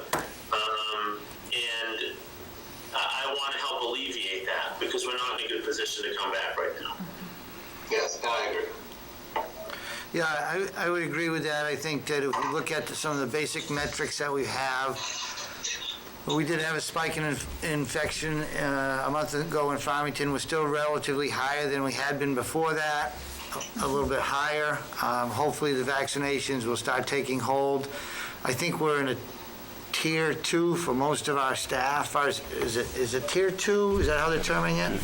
The state's in Phase 1A. two, yeah. Teachers are tier 2. Yeah. Tier 2. So Yep. I think Only- most of those people that have concerns fall under that tier 2 by reading the. Yeah, our what the school category nurses is. have been vaccinated, or Right. a couple of them have, but not. So Others. was And only if there they've any received slated one shot date on first. that tier 2 vaccination? We don't have that. I know The that. state said is no earlier than March. No earlier than March. Okay. Well, yeah, I hadn't seen it. And but- they're not on time right now either, so. Yeah. Okay. I'm sure they're in high demand. Yes. One. Oh, go ahead. Just as we look at the decision, the other piece is if we're looking at coming back fully, if we're looking at coming back in person with restrictions, which I'm assuming that would be the case. There are some pieces that we're going to need to look at that there'll need to be a time left to make sure that we get desks back in place because we've had to move a lot of furniture out to do the distancing now. We will need to look at potentially ordering more desk shields because we've had some that haven't stood up quite as well as they might have, and if we bring in more desks, we're going to need to do that. So we'll need some lead time if we're going to say everybody's back in April 1. We're going to need some time there. So as we look at March, earlier in March would be better than later in March, and I know that even that's sometimes hard because 3 weeks changes a lot of things. But I just think Tim's motion, the intent was the beginning of March. To look at it and review it First meeting. in March, so parents have notice, parents have the opportunity to speak if they have a concern. And if we, if we have to move a date, if we make the decision, hey, we're going to come back in, and it's safe to do so, we can move that 2 weeks or whatever we have to do administratively to make sure that we have all the precautions and the desks and everything that we need. So I agree with that. Personally, I don't think we're going to get there before June, but I don't have the crystal ball to say that. Right. We've got to look at the data as it comes with us, and in the direction that we've had from DOE and the governor is they want our kids back in school. But I think there is room within that order also to provide for those, because there is the latitude within. If you have a within child that my- has a compromised Yes. immunity system, I'm absolutely, and I think federally, we're required to create an accommodate that alternative and create plan. an Yes. opportunity, and obviously that's something we're going to look into. Right. And so I just wanted to make sure that that was out there too. I have data on, our medically fragile students. I don't think we need to go into that right now. But just so that parents understand that those accommodations are still on an individual basis potentially as well, because we are still required to provide an education through whatever means. Okay, any other discussion on the motion? Not hearing any, all in favor? Aye. Aye. Aye. Motion passes. So at this point, the first meeting in March, we'll have a discussion regarding our feasibility of coming back in April. And that discussion will entail anything that's necessary to be discussed. And if there's potentially a delay to make sure that we're prepared, that'll happen at that point. Okay. Moving on, agenda, the next one is strategic design. This is primarily a public service announcement and reminder. Our strategic design process begins tomorrow night.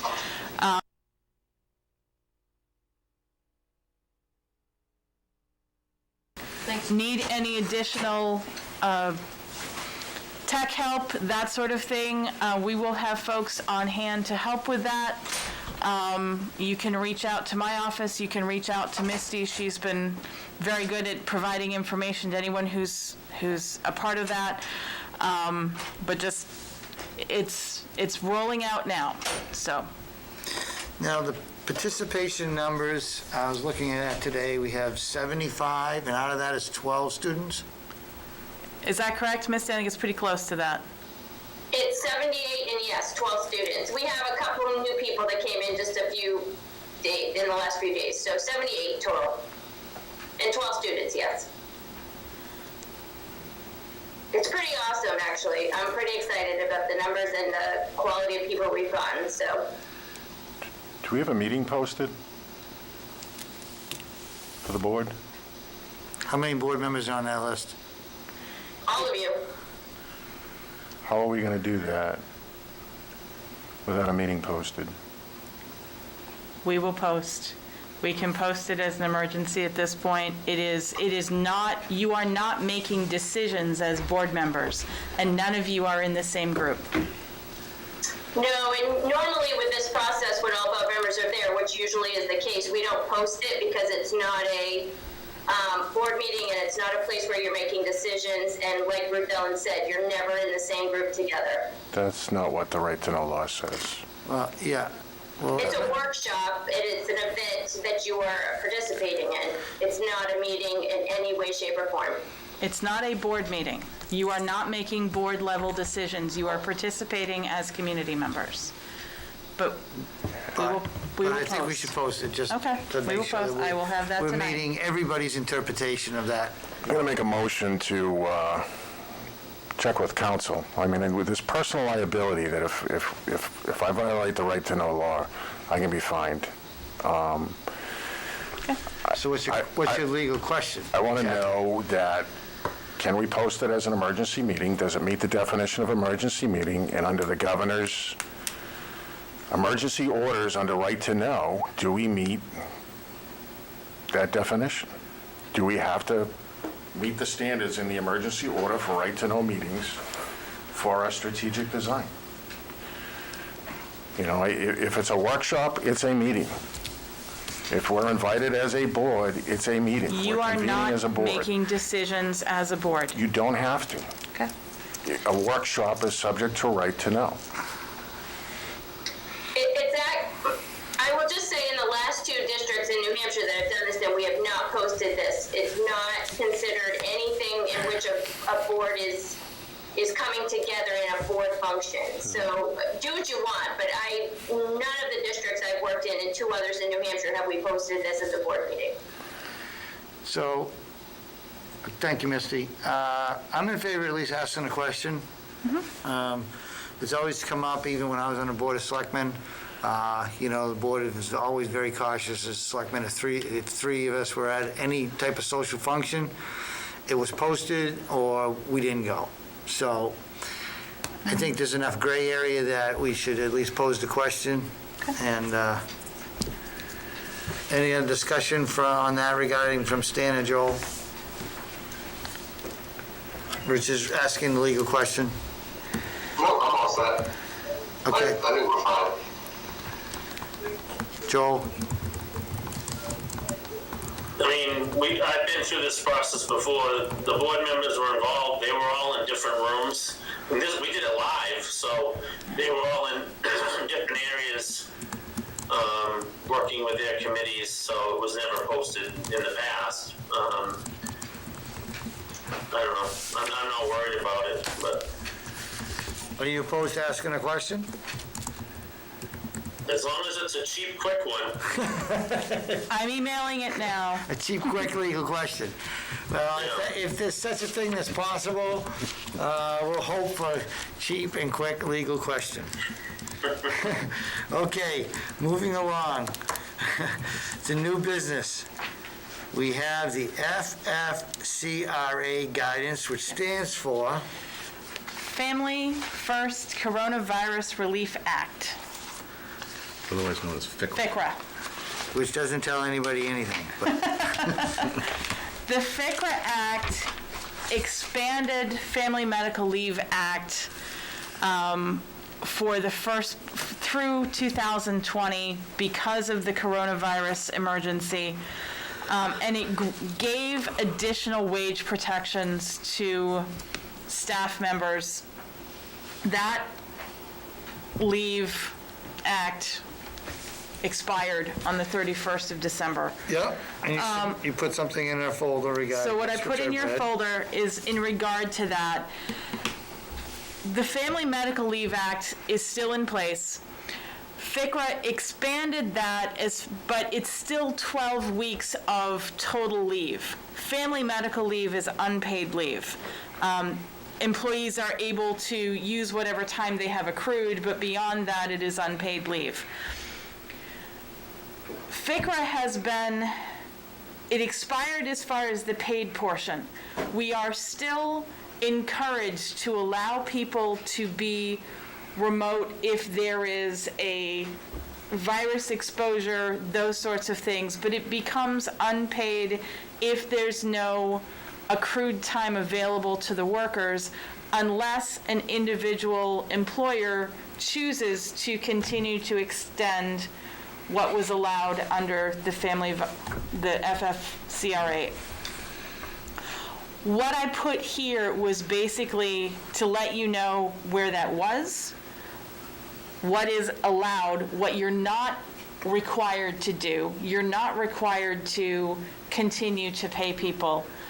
But also for there to be a board decision, if not tonight, soon, so that we can make sure that staff is fully aware of what the board's decision is in terms of how this will be treated.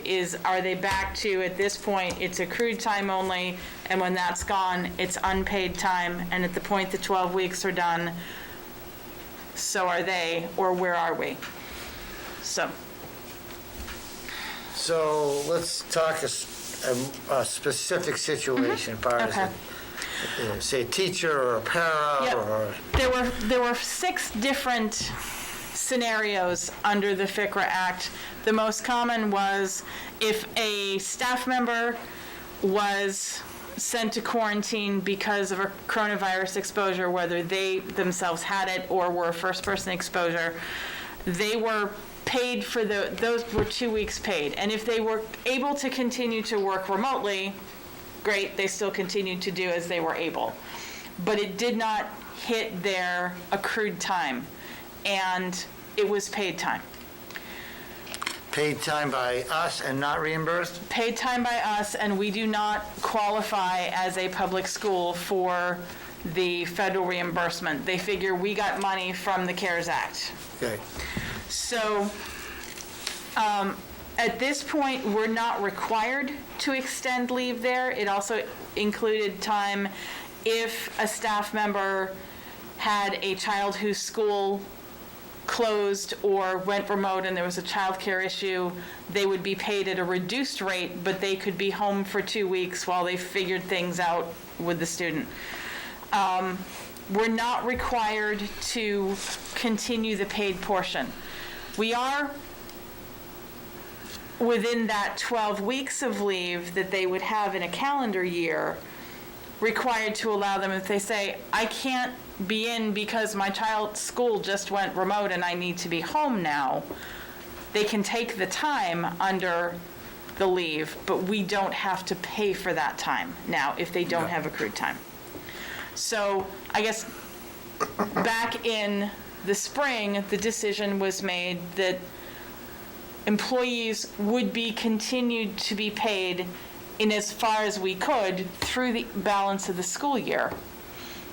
FCRA kind of picked up after that for the fall. But it only picked up for a 2-week period. It picked up for 2-week chunks at a time. Now, if someone were, essentially 2-week chunks at a time. Now, if somebody ended up having 6 quarantines over the course of this fall, that would be their 12 weeks cumulative leave, because this runs alongside and on top of family medical leave. So if someone used up all their family medical leave, they don't have additional time under FCRA.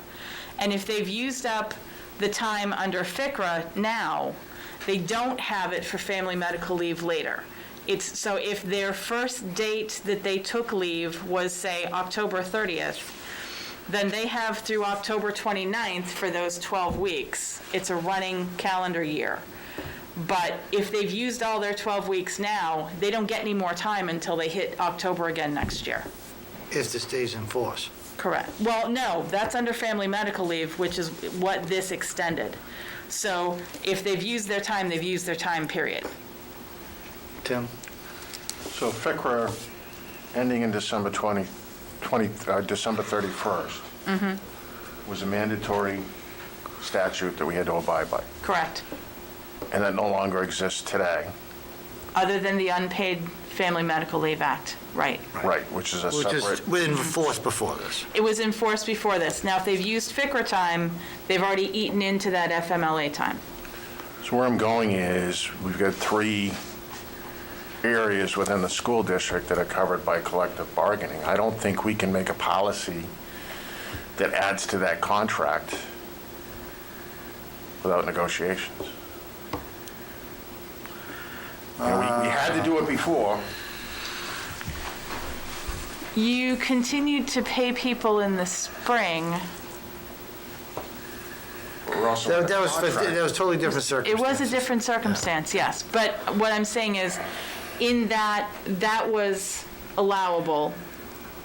I don't think that something else would be disallowed, but you are not obligated or required to do that. So I guess my question is, what are you suggesting we should do? I mean, you brought this before us to make a decision. Yep. I mean, we were required to allow before. we have in our reopening plan added that anybody that had a first-hand exposure here and had to be quarantined would be paid. Correct. There's additional benefits that we've added in that reopening plan to all employees, which is still in force. So I guess you suggested, what are you I guess that asking us to consider regarding this? more along the lines of letting the public and staff know who don't necessarily see other pieces but are watching this, that this has expired and they were told that that was coming, that if the board is choosing not to extend and you do not have to under law, that is clearly defined by the board, or if the board was looking to make an extension, what that extension might look like. At this point, particularly given our fiscal situation, I'm not suggesting that we should continue the same payment that was here. I do know that some of the lines get blurred as far as being able to prove where an exposure may have happened. Obviously, if it's, you have an outbreak in a classroom, that's easy. That's easy. Or easier. Some of those other pieces are a little tougher line. And that's not necessarily anything that's going to change your decision on this. I'm just saying that may have to be How many instances was this paid 2 weeks leave under FCRA taken advantage of? Approximately in the school district, the entire school district? I'd say probably at least 30. So there's been 30 instances under FCRA where we paid somebody for 2 weeks for reasons they couldn't be here over COVID. And I would say the majority of them, as they were able, remoted in and were still working there. So it wouldn't have been full FCRA. We did have... Okay, so let me ask you this question. If they qualified for FCRA for 2 weeks, 100% paid. If they were able to work, And then it didn't hit FCRA. It didn't hit FCRA, Okay, and they were right. compensated. Just under their regular. I have some that ended up bouncing back and forth a little bit. I had at least 4 or 5 that took the full 12 weeks. So the 12 weeks were paid at 100% because They were FCRA? paid at 2/3, and then they could use accrued time to make up the balance. But the 2/3 was basically based upon the underlying Yes, federal law. federal law, yes. So really that, there would be 2 weeks of full pay and then maybe 10 weeks at 2/3? Yes. But the 10 weeks at 2/3 is allowed under the Family Leave Act.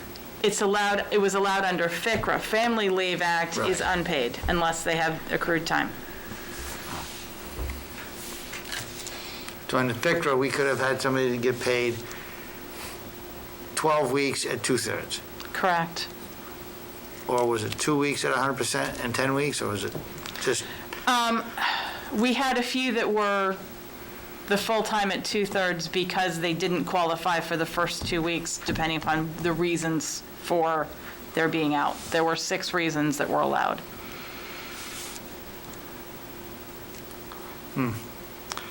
well, I don't think I'm ready to make a decision on this tonight. I mean, I'm not opposed to discussing it Monday, but it's a lot to absorb and understand. We'll move to table till Monday. Okay. And can we have a recommendation kind of from you on Monday with a policy of what you're looking to accomplish? And maybe you could supply it with some history, like Statistics. to go with that, and maybe approximation of the dollars that went along with that. Because if we're going to consider continuing this, what has been our usage of this to date, this board can have their own opinion of what that may extrapolate out to in the future, and what's associated with that cost of providing that additional benefit that's not a requirement. Okay. I will do my best to have that to you on Monday as well. We have an awful lot to do in 2 days. Does it make sense to push it off a week after Monday? I mean, Monday's a couple days away, and she's got strategic design the weekend. You want to push it out to the following meeting? I would appreciate that. Okay, I'm okay with that. Thank you. Is there still a motion so- on the floor to table? Yes, your motion, you amended it? Yeah, I'll amend to the following meeting. Are we meeting, the 18th is a holiday? Are we meeting that week or Nobody told me. skipping back till the, skipping to the, be the 19th and then the 20, Well, we got deliberative coming up the end of the month. I mean, do we want to meet the 19th versus the 18th? probably? 19th works good. I can't meet the 19th. I have to be at the planning board. Is there another day, the 20th? I can do the 21st? 20th. 21st? I can do the 21st. Yeah, if that works for you, I'm good with that. Yep, 21st. I mean, see what Joel and Stan thinks, but Does the 21st work for either of you for the next meeting? Or for another meeting? We'll meet the Is that 11th? Thursday? It is a Thursday. No, I cannot do it. Okay. Well, 20th, I think we're going to meet next meeting, or next Monday, so I think we can just table that date till that meeting. Okay. You know what I mean? That We works. can kind of, but because we're going to have deliberative is going to be when, the 30th? 30th. So if it's the 30th, we may need to have a meeting between the 11th and that date, and we'll make that decision at the next meeting, I mean, you got the 25th and then, right? yeah. And hopefully people will feel more comfortable next Monday with picking that date. the question on Monday, do we need to discuss deliberative session? I have it under old business for us to, actually, I have it under new business, but I have it on here. All those in favor of tabling that discussion on the FICRA to this Aye. next meeting, not the next meeting after? Aye. All in favor? Aye. Okay, motion table. Moving along, you had said, discussion on deliberative session is going to happen on Monday? We can either do Monday or, and maybe just to kind of put out to think about Right, so, for tonight. I mean, I did have a simple question. I mean, I did remember seeing an email from the moderator, and I guess I was a little bit confused. It talked about the 8th, but was it scheduled for the 8th? It's been scheduled Or was for- it 6th, or was it scheduled for the 30th? It was scheduled for the 30th. Typically, we do the first Saturday and the second Saturday is our snow date. Okay. Although the snow date is legally the purview of the moderator, but we usually go that route. The question that we may want to look at is, are we planning to do in-person in the gym? If so, we've typically done 9 o'clock, and that's been our starting time.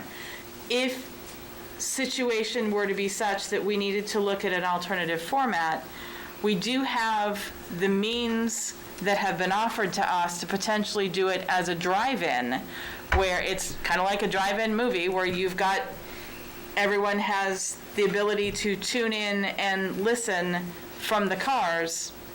If we were to do that, then it might be easier to do it later at night so that we could project up front and people would be able to read, because projecting in daylight is not all that productive. Do you know what a social distance capacity is in the gym, putting people at 6 feet apart? How many chairs did we do for deliberative in August? Was it 150? Yeah, Okay. Yeah. that's going to be more than sufficient, I think, in this deliberative. But what I need to confirm is that we are still allowed 150 as a single gathering, because that number has bounced a bit in the last few orders. So by the time we get to January 30th, are we allowed a gathering of 150? So my backup suggestion would be when the town held their general elections here, they used the gym, and I don't know whether it's the cafeteria, but there was a room across from the gym Yep. where the supervisors and the checklists were. Can we be prepared to have our meeting in the gym at whatever capacity the legal capacity is, have a television in that cafeteria where we can, again, socially distance seating so that we can meet whatever the legal public requirements is. And I like the driving concept, but the only reason I'm saying doing it indoors is we don't know what the weather's gonna be. And if we do the outdoor drive-in, we're kind of having supervisors of the checklist run out to count. There's gonna be a registration issue on the outside. It sounds good, but the more and more I thought about it, I think there's gonna be some hiccups. Yeah. So I think what I kind of wanted to put out tonight was the concept of, do we use the gym and have the cafeteria as kind of like an overflow if needed, and have it all set up and ready to go? That way we can hopefully have some television equipment in the cafeteria for them to watch the meeting. And we're gonna have to figure out how to do a microphone, so if somebody in the overflow has a question, they can go to a microphone and communicate with deliberative session. Or Are you the other- listening, Brian? Or the other thing we could do is we could have a television in the other area, reduce the staff, reduce the capacity to, say, 140, and then people who are in that other viewing area could then migrate into if they wanted to speak. You are required, though, to have a room available for people that refuse to wear masks, which might be the cafeteria. So is there a third room down there that we could use that's close, a classroom? And actually, I don't think, unless you got a health issue, okay. But if you, We could if you have potentially- a social gathering, let's say it's 150, and somebody cannot wear a mask for a medical exemption or reason, they can still be at that social gathering, right? As long as they maintain 6-foot social distancing? We have a mask mandate. Yeah. But And- the state requires you to have a room for people that either can't or won't wear a mask. Because we have a public mask mandate at this time, But there's exceptions to that public mask. and which I is understand what why you're we saying. need to have That separate area, accommodations for right. that. Yeah. I mean, even though it's in a school and we require masks, this is not. It's not an election. ours, yeah. It's an election, Yep. so. But I guess, one of the things in Fallon, you were there, we had a special meeting at the old town hall for the town side, and they had a room downstairs and a room upstairs. Wouldn't have called that completely socially distanced, but yes, they did. So I think, I think we have the opportunity to kind of do better, and I mean, that's a good point, Brian, we've got to be prepared for it, but somewhere, I mean, this could be our, Yeah, how about library? this right Yeah, the here library could be an overflow as our well. no mask place, or. That way you separate, they're going this way, they go this way. Maybe easier to put them I in the would not calf, and suggest it's this easier to room for clean the that. calf than all the books, but anyway, You have the music room off the gym. that is true That's too. true. Yep. Something with easier to clean. Yeah. I think one of the things as we're getting closer, I think, I think we need to reach out to, Mr. Moran, Stephanie, the supervisor of the checklist, and Mrs. Seaver, the That'd be Rick clerk. Palkey, Rick Pelkey's the Oh, supervisor. Rick is now? Okay. I believe so. He's the top dog of the group. What? But, let's reach out to the people that have to be here, if for no more, to remind them, hey, we have a deliberative session in, 3 weeks from Saturday. So that everybody's on the same page. But I think with the space capacity we have, and hopefully with some of the technology we have, because it's a matter of putting YouTube on a television, or putting the cable channel, TV channel on a television for the public to watch. I think we can space people out if we need to space people out. The other thing we need to consider is if we broadcast the cable television to another area, we'll have to be aware of the delay time, and the moderator and speakers will have to factor that in. Whatever, I don't know what it is. Is it 10 seconds, 5 seconds? Somewhere in there. When allowing people to speak and before they stop any comment. giving people time to go from one area to another area to acknowledge that they wanted to be heard. But we can certainly talk about it on Monday's meeting. And the other pieces are going to be, we can broadcast from this room, but when we tape deliberative, but we don't do live broadcast from the gym. So that may be another layer that we need to figure out. We don't do live broadcast to Channel 26 from the gym, typically. Yeah, we're going to have some contingencies, I think, but I don't think we're going to exceed that seating capacity. Because a lot of people, I mean, that's kind of the max turnout of deliberative, 150 that I've seen. I think 140 is the record. And I think a lot of people are not going to be here because of COVID. And if they didn't feel that they're... But if we don't plan for it, we'll Right. get 200. Okay, so we'll talk about it Monday in more detail. So you may want to run some of those technical questions by the people who will have to mastermind it. Next, we have donation acceptance. We have acceptance, this was noticed, an acceptance of the Brooks grant of Yes. $4,300. We annually have received funds from the Brooks Charitable Foundation, although we have no guarantee of that. We've received them for the last 3 years. And we have received another $4,300 from them this year, but it exceeds what I can accept without coming to the board for that. This is typically used, it's specifically for our music program. It's divided amongst the 3 schools. It's used for purchasing instruments, additional sheet music. It was used one year to purchase musical composition software for students. But it's specific to enhancements for our music program. And where is the Brooks grant from? Is it individuals? Is it? It's through the New Hampshire Charitable Trust. It's one of the charities, it's one of the trusts that's overseen by that group. And it's the David M. Brooks grant, I believe. Oh, good.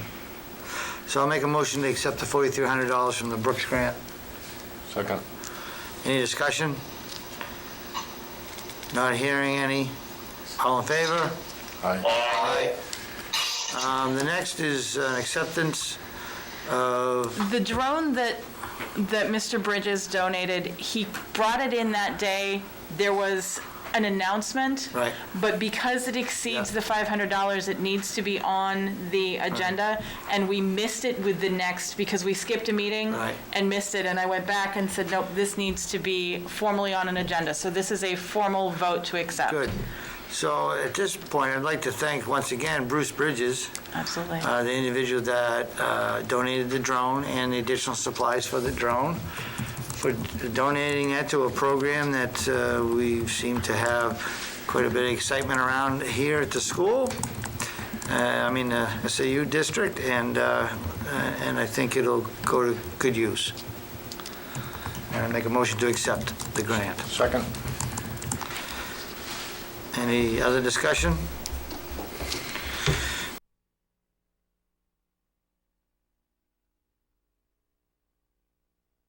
Mr. Chair. Go ahead. Miss Song. We started to get into warrants and we moved away. Are we dealing with warrants in public, or are we dealing with warrants in? Some of them we have to do in public. Right.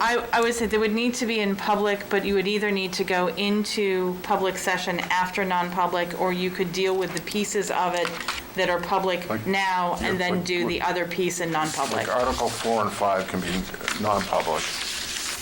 Are there any others that are going to be non-public? No, that would be it. So is this something that we want to do now, Mr. Chairman, or is this? Well, let's see, the only thing on our agenda after that, well, there is the CIP discussion. So I was thinking we could go through that, then jump into the warrants, or you want to take the warrants now? I can go either way. Kind of like to,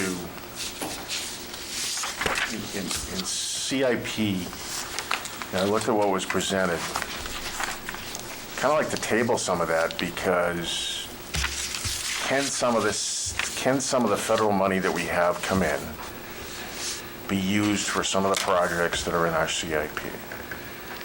Well, I'll ask you. And I guess the answer to that is we don't know. We don't know. So do we table it for, or do you need something prior to that? We need this for the CIP committee for what they're putting together. That's one of the appendices. It's a plan, but it's not a mandate to spend. And so, I mean, to say these are things that we intend to do doesn't mean that this is, because this has shifted each year as we project out. What I had put in for this year, there are some pieces there that are under CIP because I placed them for this year, but they're the dishwasher, the hallway replacement, those are things that we should do now and can do under what we already have for funding that doesn't touch what's just been frozen, but it seemed a fairly logical lump together, so. I guess my question on Monday is, do we want to have the discussion with, Larry and again, looking at some of the federal money is, okay, if we get $1.4 million, how much of that do we invest in capital improvement in our heating systems with modern technology to cure the viruses?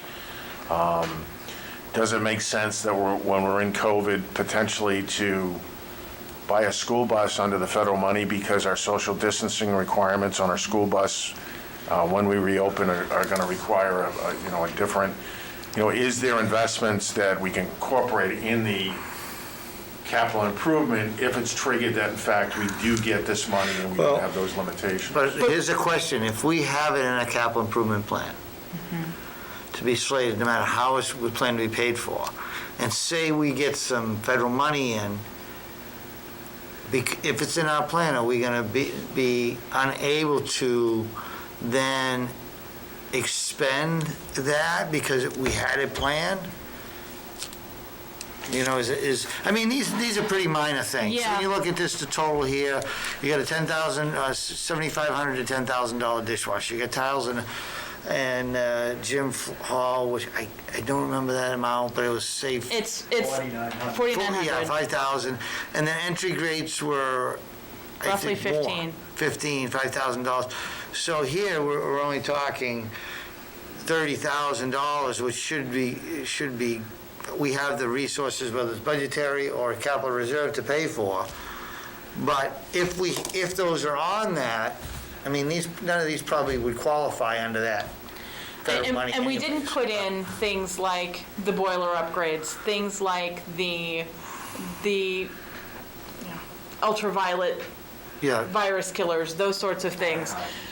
The sanitizers. So if we're looking the ionizers. So if we're looking at those pieces, that's not here, and that would still be available.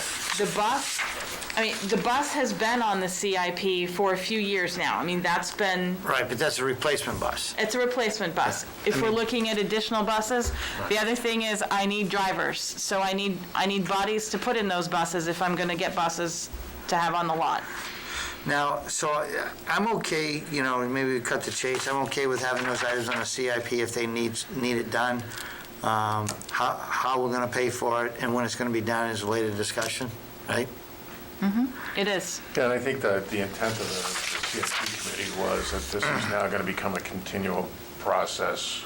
So maybe I'm putting the cart before the horse. Well, and the process for the CIP is, the committee is really more looking at what's being raised and appropriated for town projects. But this is a projection of, is there something big on the horizon for the school so that they don't look at, oh, okay, you've got a $4 million project here, we're not going to do this the same year. Right. Yeah, I've been on the CIP. It's been on, for a long time, it was something the planning board was supposed to command, and then I think the selectmen took it over. So I've been involved with quite a bit. I have a little bit different perspective on what should be on there and what shouldn't be. But I don't want to belabor the discussion with all that useless information. So I'll make a motion to forward the CIP items to the CIP committee. Second. Any discussion? I guess Larry's got some discussion. He's been waiting all night. Just a comment or a point. Wondering if we could make a decision on the hallway tile outside the gym. That was put on because recently, this year, we have a lot of the tiles that are pulling up for some reason. Now, in that hallway. so I guess the question is, because Ruth Dillon said that to me today, or was it yesterday, what was the cause? Do you think the cause, we're having water? There doesn't seem to be water under it. I have a couple assumptions, but not being an expert. Do you think it was not put down properly? No, because we didn't have this issue. There have been weights that have been used in the hallway over the past year or so, and there's also, the other thing is the soda water machine or whatever that was always in the cafeteria has been moved out there, and it seems to be right around that area that these tiles are lifting up, and I don't know if it's because heat from the compressor and... Right. And how old are those tiles? I believe they're the original tiles. Okay. I mean, we replaced 23 with what we had left that were actually chipped and broken, and pulling up so much that they were a trip hazard. 25 years old. So, yeah. Thank you, Joe.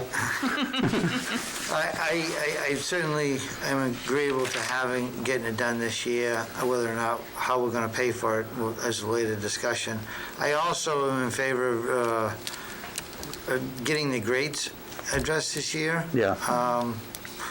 On whether it makes sense to go to a different system or not. I think that's a later discussion. So I guess my question on the dishwasher, now that we're talking about it in detail, is this a replacement because of an age, or Because of Yes. age. It's Yes. the original, well, I won't say original because I don't have the record of exact, but I know It we've been predates having... us. Yeah, it predates me, and So we have 3 different schools that are Yes. using these dishwashers. they're built-in dish. We're looking at one Just dishwasher one. here. I know, Yeah. but in It's the the- other schools, The other schools are newer. This Right. one, this dishwasher is an old Hobart. yeah, The last time we had to get a replacement board to keep it running, they had to look all over the place for it. for 25, well, could, now, there was 2 different dishwashers. There was a Franklin, Yeah, they were both, a Franklin and a Hobart. Yeah. The Franklin was 7,500, or the Hobart was 10,000. So my question is, what are we using in the other buildings? Are they Hobarts, are they they're Franklin? Hobarts. And These were both quotes from Kittredge Equipment. Okay, and I thought they might be Hobarts just because, we've had them for a long time. So I guess, how do they rate the Franklin versus the Hobart? I mean, it's cheaper, but, I mean, what's the life expectancy, especially with the way we get some pretty regular use? Yeah, I'd have to look up the detail, but it was Joe Walsh from Kittredge who's come in. He's the one that we bought the warmers from. They put in the new freezer, walk-in freezer and refrigerator at Henry Wilson this year. I asked him to get me, he came in and looked at what we had there, and these were the 2 that I mean, they seem to spec the same. Yeah. 50, 58 max loads an hour or whatever. I looked at them quick and I'm like, okay, what's the difference in the 2? Is it where they're constructed, the quality, longevity, I mean, because a significant price difference, but I didn't want to go out and buy something that's not going to be reliable and last because, so I was curious kind of like what we had, and if we were having success with the whole bar, did we want to stay with that, or? And are we getting good service on those? I've just started having on this, especially this one, the Hobart. I've had Hobart technicians come in. Before we had a kitchen equipment gentleman from Belmont, the business that was doing most of our service, but because of personal issues, he retired. So I've called Hobart in because he couldn't get aboard or figure out what was wrong with this the last time. Yeah, the other ones have had minor issues with the boilers or something on them once in a while. But this one has been running good lately, but in the past it was kind of a regular, maybe every 2 months something was wrong with it. So if we replaced this dishwasher, does it make sense to keep it as a spare? Is it something we can readily switch out if one of the other ones acts I up? don't believe, because it's basically, most of it is, it's so old that most of the parts are becoming obsolete for it now. No, I'm referring to the other ones. Oh, which? Like, say if we replaced this one, Yeah. and does it make sense to keep it in storage in case the other one's crapped out, we could bring it in, or that we're not set up to do that? You know, say the other two in the other schools. Yeah. Does it make sense, if we pull this one, we replace this, and it's still in good working condition, does it make sense to keep it as a backup for the other two schools, or just? I wouldn't, no. It's a much smaller unit than the other two that are in here and at the Valley View School. Okay, so we'll be replacing it, getting what we can get for it. Replacing it and just either having them try to get rid of it or see if I doubt if they would give us anything for it, because usually it's a disposal fee. That's the question. Yeah, go ahead. With our COVID requirements for sanitation, is this a piece of equipment that, under our current CARES Act, potentially we could expend money for? I mean, food safety is critical. We've got kitchen workers, There's food safety, but it's also, it's an existing piece of equipment that we are responsible for maintaining. So I can certainly ask legal, but I would say probably not. I would agree with that. So, yeah, I think we motioned to put on a CIP, and I think that we'll definitely get to some of this year. I mean, those tires we wouldn't replace till probably the summer, or? We have kids remote right now. Yeah, I was going to try to schedule as soon as I could while somebody was out. Because again, it would have to be done. I don't know how it would be done right now because they've got the practice and basketball going on, so we couldn't really do it right now. Yeah. Unless they come in the other way. So, okay, we'll keep it in mind and see if we can move it up the priority list. All right. Thank you. Thank you. So get to this point, we can get back to the warrants that we need to do in public. Can I just, and this one is under the 5,000, so we For what? could potentially do without a board vote, but Which one is it? The hallway. Okay, So, but if you would like us to wait, we can do that. I think we should wait. Let's try to get at least out past the budget committee. At least a meeting or two. I mean, worst case, we do maybe have some capital reserve money we can take that out of. We could. Or, I mean, it could come out of budget now and be replaced by capital reserve well before we get to the end of the year. Yeah. Maybe we'll bring it back up next Monday. So that information was in,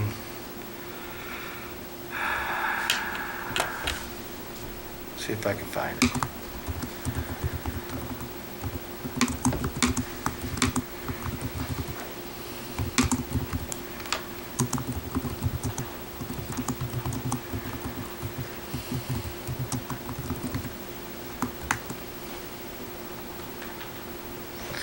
So, 1/7.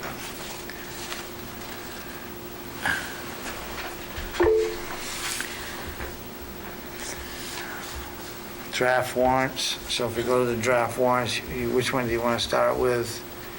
We have Article, Article 3 is standard language from DRA. The only change that I made that is done in several other districts, and I know that Brian had mentioned that Oyster River does this, because we have very publicly posted, we're looking at our general fund being 15,671, 682. That's been, but then if we post a general operating budget of 16,501, 122220, where does that come from, actually? And I should round that up. So breaking that out to show that this much is general fund and this much is the federal grants that also need to be appropriated as offsetting revenues. And then I did the same with the default. We don't have to break that out. You can just leave it. Either way. And that's the board's option. Personally, I like it broken out, and that was a big question sitting on the budget committee for me is, hey, wait a minute, Fund 10 says 15 million, now we're at Right. 17 million. Where's Where'd that come from? My only comment on Article 3 is either round the dollar numbers up on all the lines, like the 15,671 should be 683, or put the Yes. put the cents in there, which Yep. is actually 84 cents. We'll have to round it up because DRA doesn't allow us to do cents. They so only do whole unfortunately, in numbers. that first total, you have an extra number. I do. That's why it would have been .20, so I will take off the last two. Okay. I was missing a decimal point. And a comma. And a comma, yes.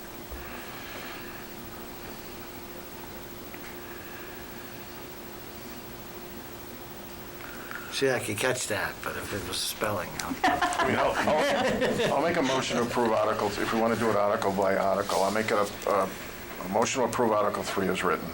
as amended. As amended, I'll second for discussion. Any discussion? Not hearing any discussion, all in favor? Aye. Correct me if I'm wrong on these warrant articles, did we already take a vote on how we were going to display the tax increase as a board? You have not, I know you discussed it, you talked about doing the total increase. I took this from the DRA portal and dumped it. Yep. The DRA portal does not allow me to put the tax rate, the estimated tax rate impact. We can put that in legally, but DRA refuses to look at it, calculate it, adjust it, or touch it if we do that. Okay, but I think Wednesday, the budget. Oh, the budget committee will committee's gonna want wanna that. see it. Absolutely. So, Yep. I'll make a motion that we project our tax impact By the full? by the dollar figure that is up or down. So we have an increase of X amount of dollars per thousand, or we have a decrease of X amount of dollars per thousand. So you're looking at it essentially on the new monies only then? Because you're looking at it as an increase. Not the way that you calculated it last year with your new monies. What I'm looking at is. It's an increase of 314 over Yes, current? Okay. yes. So your motion is to list the tax impact By taking the overall, using the DRA formula minus the state tax. And then subtracting that number from last year. So it's. So it would, between- estimated tax rate impact is an increase of $3.14. Which is over- the increase over where we were last year. So that's a Keep it motion. simple. Is there a second? I'll second for discussion. Any discussion? Not hearing any. All in favor? Aye. Moving. Thank you. Moving along to Article 5. 6. No, 5. Okay. Well. Do we have to prove on this? Well, that one is absolute boilerplate, and if you Okay. have Article 4, you have to do 5. The other question is what order you want these in. Typically, those come there, but that may be a later question as well. Were you saying 5 did we move later? You could, but usually Yeah. those are done early in the, I'll make a Yeah. motion to approve Article 5 as written. A second. Any discussion? Not hearing any. All in favor? Moving along next to Article 6, to see if the Farmington School District will vote to raise and appropriate the sum up to $68,500 for the purpose of funding a contracted service social worker for the district, previously a grant-funded position, tax impact estimated at 12 cents. Tim? I just want to put it out, food for thought. I know our intention on Article 6 was to put it before the taxpayer. If we're using currently, from what I understood, some of the administrative staff, a social worker for outreach due to our attendance on COVID, is this something that could be federally funded? Do we need to go to the taxpayer for $68,500, or is it something that we as a board can say, take this money and use it towards the contracted services? and again, we don't know what parameters we're going to be given on federal monies. What do we have for parameters and what we have now? Did we get $300,000 in the bank? No, we didn't, I don't think we did. There's $300,000 left, correct? No, there is not. There's not a full 300,000 left. There's about 50,000 in our budget currently that I still have to move over there. We've already spent money on top of that. But looking at that, Well, we can only expend that through September. And I can't spend I could pay for August and September out of current CARES Act money for that if it were allowable, but I would not be able to expend beyond September 30. So what happens if we have this warrant article and some of the federal monies come in, and that would be an acceptable expense based upon our need? Can't do it because it's in the budget, is my understanding. Right. Well, here's what I guess you could say, is if we were to know it before the end of the month, you could Withdraw zero it at deliberative. Yeah. You know, and that may be I'm okay with that. That's a good idea. We don't know now. We may know at deliberative. Let's leave it the way it is. So I'll make a motion to accept Article 6 as written. I'll second. Any discussion? Not hearing any. All in favor? Aye. Moving to Article 7. Article 7 reads FSD Robotics, ETF. And again, these are boilerplate from when I go into the DRA portal, you put in what it's for, what the category is, and it says, here's your language. So, So I assume the FSD is for Farmington School District. yes, it is. And robotics, and then we have ETF, Expendable Trust Fund. Expendable Trust Fund. Too many acronyms. To see if the school district will vote to establish a Farmington School District Robotic Expendable Trust Fund under the provision of RSA 35:1 for the purpose of providing for a robotics program for the district and to raise and appropriate the sum of $13,316 to be placed in that fund to come from June 30th, 2021 fund balance available for transfer on July 1, 2021. Further, to name the school board as agents to expend from said fund no amount to be raised from taxation, majority vote required. I'll make a motion to approve. Second. Any discussion? Not hearing any, all in favor? Aye. Aye. I think we have, next one is Article 8, Farmington School Board Building and Grounds CRF Fund to raise and appropriate $30,000 to come from fund balance. I'll make a motion to approve. A second for discussion. Discussion? The only thing I'd like to consider on this is, if I remember correctly, this was some heating upgrades, controls and stuff that may be related to COVID. So again, if we get notification of what we can spend the federal money on, we may want to, this may be one that we want to look at to decide. This was to add to the trust fund at the year end so that we would have it additionally. It wasn't earmarked for But something. it was, my understanding is, if I remember correctly, Larry wanted to spend $30,000 in heating. 25, and that's already been approved. Right. But this money was to replace that. Right, Okay. So, but that's going into a trust fund. yep, I'm fine. So, because this is not earmarked for anything specifically, this, if it was passed. But what my thought process was we were spending the money now because Larry needed to get it in Right. the calendar for repairs, and we were going to replace the money in capital reserve. So in 3 weeks, if we find out federally we can spend this money for controls, we can't do it. Is that what we're saying? You've No. already approved the Right. expenditure. Okay. So, I mean, you could say we don't need it, we're gonna do some additional stuff and zero this out at deliberative. Could do that, you know, if some of that money's available for some of those things that we could do. Any discussion on this one? Not hearing, all in favor? Aye. Next, we have Article 9, Farmington School District Bus CRF, Capital Reserve Fund, to see if, to put up the, raise and appropriate $50,000 to be added to the CRF fund. No amount to be raised from taxation to come from fund balance. I'll make a motion to approve. A second? A second for discussion. Discussion? Again, it's just another area that, because of the social distancing, if we're getting $1.5 million,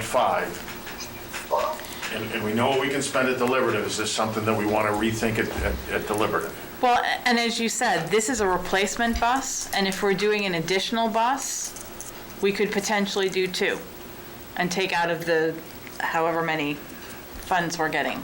Yeah, but this is, This is a replacement bus. no, it's to raise and appropriate money to go into the trust fund. Right. Right. So we're not buying a bus until we meet as a board with a public hearing saying we're going to expend this money. Okay. So, We could- again, as we get Right. closer, if we can spend this money, I think we need to, at the floor, have a discussion, and then Wednesday, let the budget committee know where our reasoning is, because it's not a ton of money, but 50,000 plus the 30,000, it adds up, and it adds to that sense on that Fund 10 Right. balance number. So I think we approve it as written, vote on it, I don't have a problem, we readdress it at deliberative if we know what some of those allowable expenditures are. And that, to be honest, that would be an exceedingly fast turnaround for New Hampshire to put those out.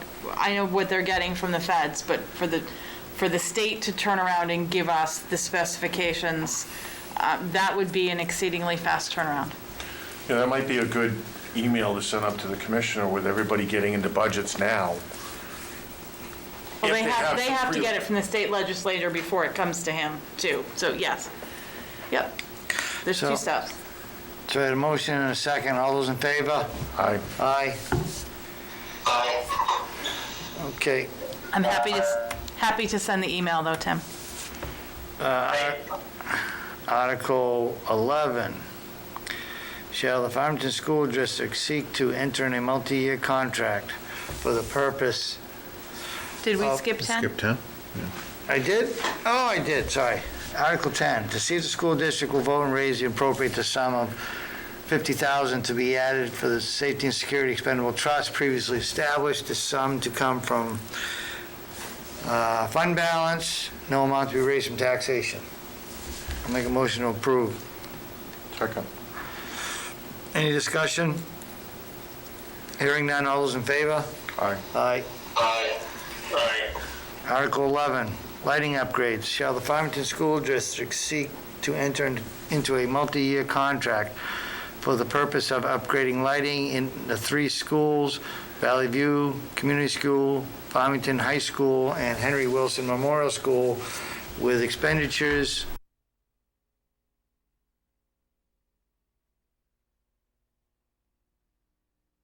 Section 21I:9 -D, question mark? Well, it's No amount because to be raised from taxation. it shall the Farmington School District. That ends the Okay. question. And then, yeah, it's wicked awkward. We're gonna clean it up, maybe? Or no? Well, Or it's, won't let you. no, because that title has, I guess I could put in accordance with title blah, blah, blah, and then leave the question mark there. I Yeah. could take away the parentheses. That's, I could do Yeah, that. I do that, in accordance with. Because I read it as, we think it's this section, but we're not sure? Well, the question would go inside the parentheses if that were the case, but I get what you're saying. Where'd you go to school, Charlie? Rochester? I'll make a motion to approve as amended. I'll second. All those in favor? Aye. Aye. Aye. Aye. If I told you I was on Dean's list, would you believe it? I would. No, you shouldn't. Wrong list? Even the guy that want to beat you up? Next, Article 12, to see if the Farmington School District will vote to direct the Farmington School Board to pursue the rehabilitation of the Little Red Schoolhouse by obtaining formal quotes and available grant funding for said purposes not to exceed. And we never talked about $1, so that's why Right. that's Any highlighted. expenditures will be brought back for the voters for final approval. So do you believe this wording is solid, actually, if we could put something in the X? I know it's follow-on discussion, but. Any expenditures for rehabilitation or refurbishment will be brought back to. You may need to expend to get those quotes, but that would be the other piece that we would need to change there.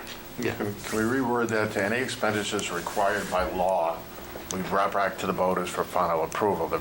My reasoning being is, the state has a conservation plate grant.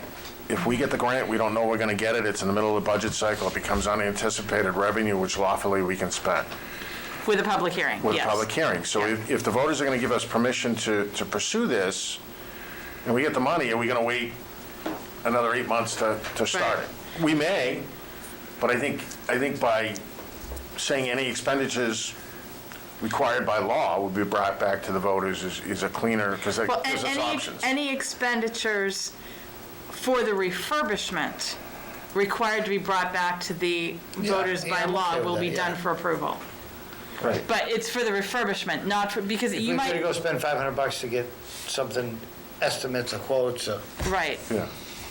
But even so, if we get, say we get a $125,000 grant,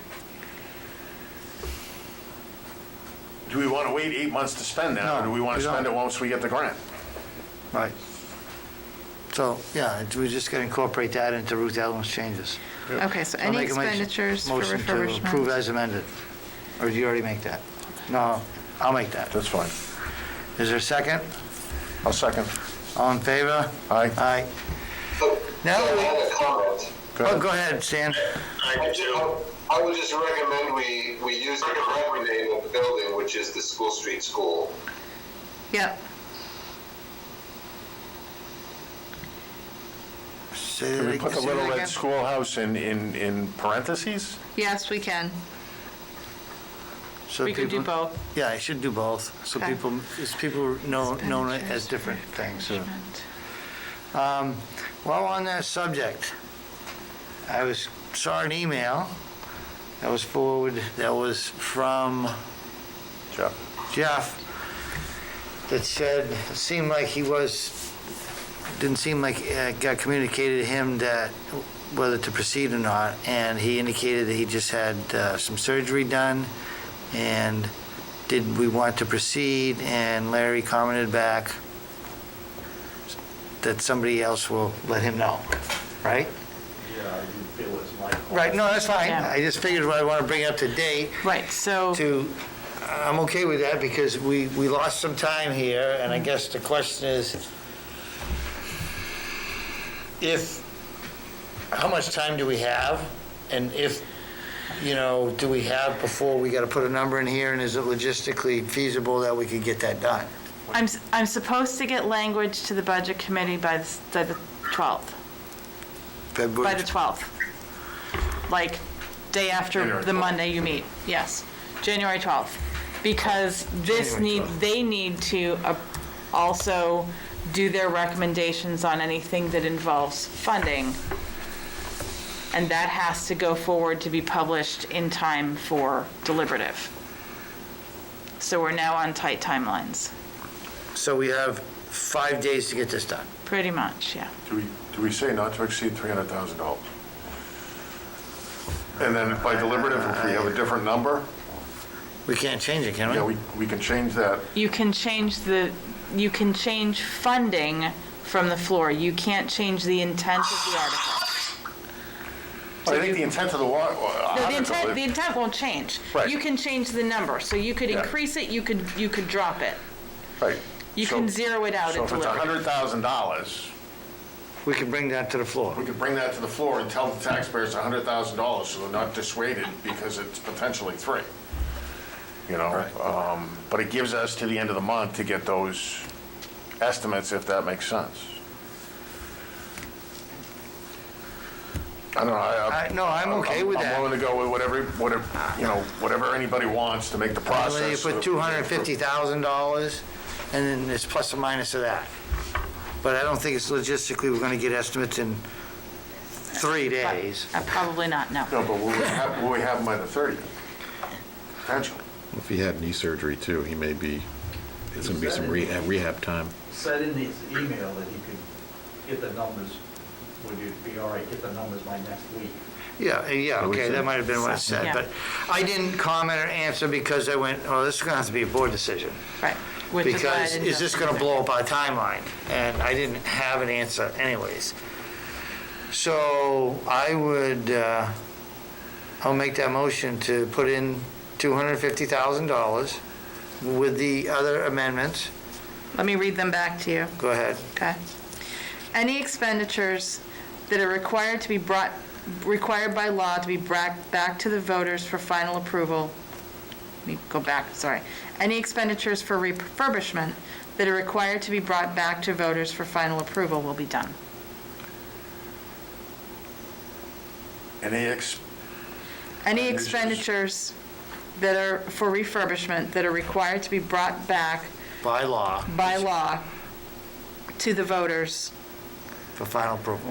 will be brought will back. go, yes, brought back to the voters for final approval. yes. That sounded like my motion. Yep. Here. Is there a second? And then we'll have him get those quotes, proceed, and try to get us those quotes in a couple weeks, and then we'll bring that forth to deliberative, or put it out as soon as possible.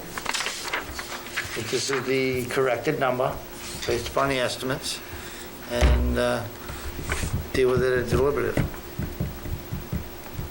Do you want me to contact him? That's up to Michelle, Let's get past the motion. I'll second. And discussion on the motion? Thank you. Go ahead. Thank you, Charlie. Go ahead.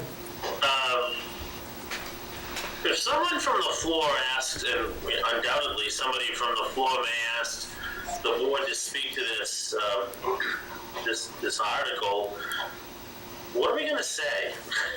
Well, I'd be more than willing to say, and it's very simple, we are looking for the guidance from the community to see if they want to invest in this building up to a certain amount. Granted, we're going to try to get funding, because to me, it's a simple question. does this community want to spend, say, $250,000 or whatever it is, to refurbish this building to be used for a purpose for the town or not? And if they say yes, well, then it's our job to basically pursue the grants, pursue solid quotes, in essence, pursue what it's going to be used for, and then bring it back for final approval the following year. I guess that's the question. If I were sitting, I'm trying to put myself sitting in the stands saying, well, if you're asking us if we want to invest this money in the building, do you have a preliminary plan of what you want to use it for the benefit of the district? You know, I mean, Right. I'm not asking you, Charlie. I'm asking us as a board if a community member asks that question. Yeah, I don't have an answer as far as of what I think it should be used for. I don't think it should be me saying, this is what I think it should be used for. I mean, the building, besides historic nature, it only has so much space and so much access. I guess we could refurb it to make sure it's ADA compliant, but there's only certain things that it's going to be well suited for. And what's that list? And Let me ask this: if it gets voted down, then we're just going to sit on it longer, or I mean, is it? I mean, if you we really don't have a plan. if it gets voted down, to me, the taxpayers have said, we do not want to spend the money to refurb this building, then I think in due diligence, this board would say, okay, then we should no longer be in possession of this, auction it off, give it away, whatever it needs to be, because if they don't want to spend the money to refurb the building, if you do not continue to do nothing, you're going to be getting a container to put it in the next 10 years. Okay, thank you. It's just, it's kind of like, let's ask the question, do they want to fund it? And if the answer is yes, I'll do my best to make sure that we can minimize the tax impact and get the best quality result, Well, I don't necessarily think we have to have that purpose to use. I think, Charlie's on the right track. The way we sell it is, this is a historic building, it's on the state register. Do you want to use it for town purposes or do you want, or not? Do we want to invest in saving this historic building or not? And that's the question we ask. Yeah, and I think that it could be, I don't need to have an opinion. I could just, the community could come up with an opinion and people could pick the best one. I don't have any predisposed opinion of what I would do with this if I spent $250,000 on it. It's not my $250,000, it's the community, so it's really what would suit the interests of the school district and the community the best. If the community just chooses to approve this warrant article and say, yeah, we want to fix it. So, it's kind of like calling the question. Let's call the question on this building, what are we going to do with it? We're going to fix it, or are we going to demolish it or give it away? And we'll see. Any other discussion on the motion? Sorry, I do. Go ahead. So if I'm sitting in the stands and I vote no, or it gets on the ballot and I vote no, are we communicating ahead of time that we're gonna get rid of it? We're gonna put that out there? Well, that's a If decision. you want to fixing it, we're getting rid of it. Well, that's a decision that has to be made by this board. I'm just saying now what I would consider, if they don't want to fund it, I would say we need to do something. But I'm just one member. The rest of you guys could say, or members could say, well, let's go try to find some grants and do it another approach. Or let's go back next year. Or let's see if we can fix the roof and keep putting Band-Aids on it. I'm not opposed to making a decision now, but it's before the intent of the voters. We could make a vote to say this is what our intent is. If it's no, we could do that. I didn't really think through that process, but it's something we could do, right? You know, to say, if this vote is no, this is the board's intent to proceed. We could give that. I don't know if we could give that in this warrant article, though, could we? You can't put it in the warrant article on the official ballot, but you can put it on informational pieces that go out to the community. Of course, at this point, I'm not sure what we're going to be doing for publishing. Right. And that's another discussion we'll have to have as far as what our printing costs will be. But I would assume that if it's approved and the taxpayers assume the financial responsibility for this building, then we're going to use it for school purposes. Yeah, because that would be, and I would love to see a professional development center there, but there's other things that could happen as well. I mean, the only problem there is and I agree with your intent, Joel, but couldn't that change board to board? On the use of that facility? Well, I think, and as the district's needs change, but I think you need to have a vision for where is it going right now, and that because, I mean, the building out back that was once an SAU office that became a learning academy that is now a transportation office, there's a whole lot of things that have happened with that piece of property. I don't think it necessarily has to be chiseled in stone and can evolve. Right. I mean, but you could say, yeah, it's SAU property, but the board could say, we're going to have it for meeting space, and we're going to allow outside groups to use it when it's not in use, based upon certain requirements, might be insurance binders or whatever.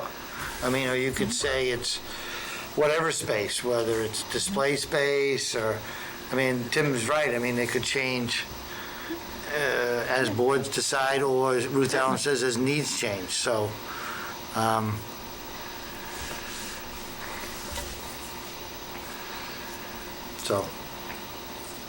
mean, I'm fine with having all the sports memorabilia on the walls if we wanted to do that too. We could make it dual purpose. Yeah, I'm gonna vote it. I'm gonna vote no. I never wanted to see it on the warrant to begin with. I was never vocal about it.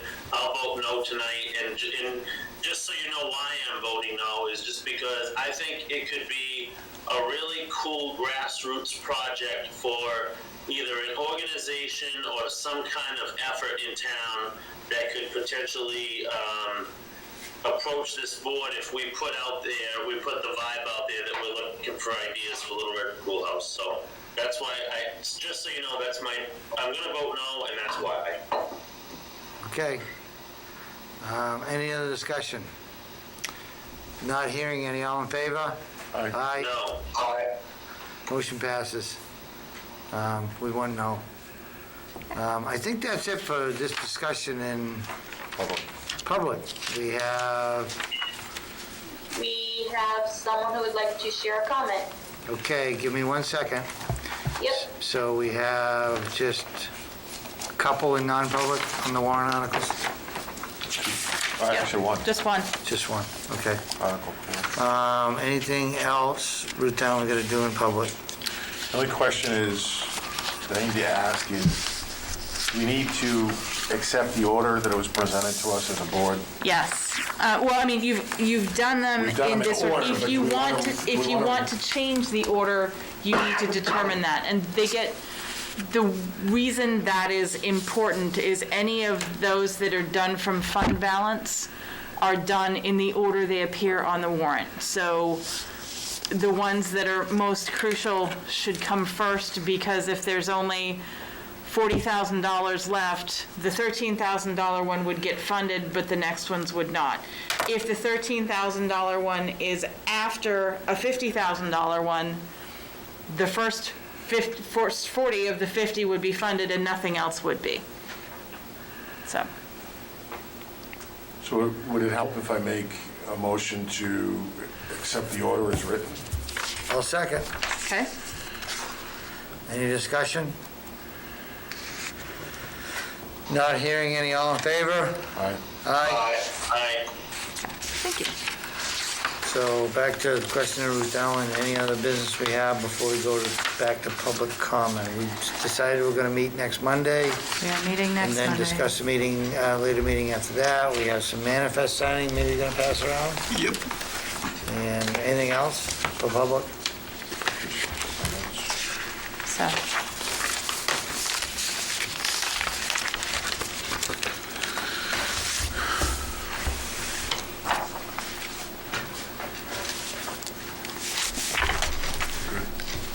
What's that? I'm good. Okay, go ahead, Jen. You said you had somebody for public?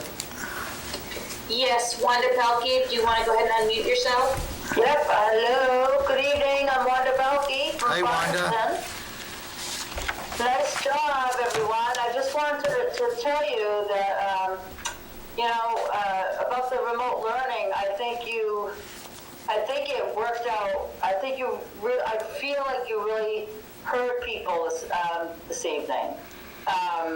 It was a different flavor in the room, or just a different vibe, but I felt it was a lot more positive. And I just wanted you to know that, because, it's easy for people to, cast blame or whatever, but, people don't walk in other people's shoes. And I just wanted you to know that was just an observation that I had made. And it's so funny, Joel, because, I know you said that it was the same stuff that was said back in November, but it really had a different vibe to it, the way that it was put out there. So just wanted to say that I appreciate that. And and I also want to apologize to Joel, because Joel, I was one of the people that thought that remote was going until the end, and when I realized that it was something I had read and it was my interpretation. So it wasn't necessarily anything that you had said, but that's just something that I had read.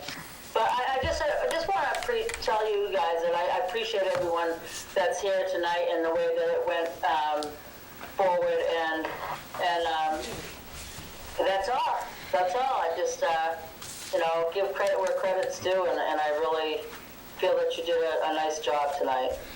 Okay, Thank you, Wanda. thank you, Wanda. You're welcome. I hope everyone has a good evening. You too. Thanks, you too. Thank you. Good night. Good night, Wanda. Anyone else, Jen? No, that's it. Okay, so I want to thank everybody for watching and attending, and I'll make a motion, we're going to be back next Monday, make a motion to go into non-public under RSA 91A:3, 2 ABC under nominations and resignations. Second. Any discussion? Not hearing any, all in favor? Aye. Aye. Aye.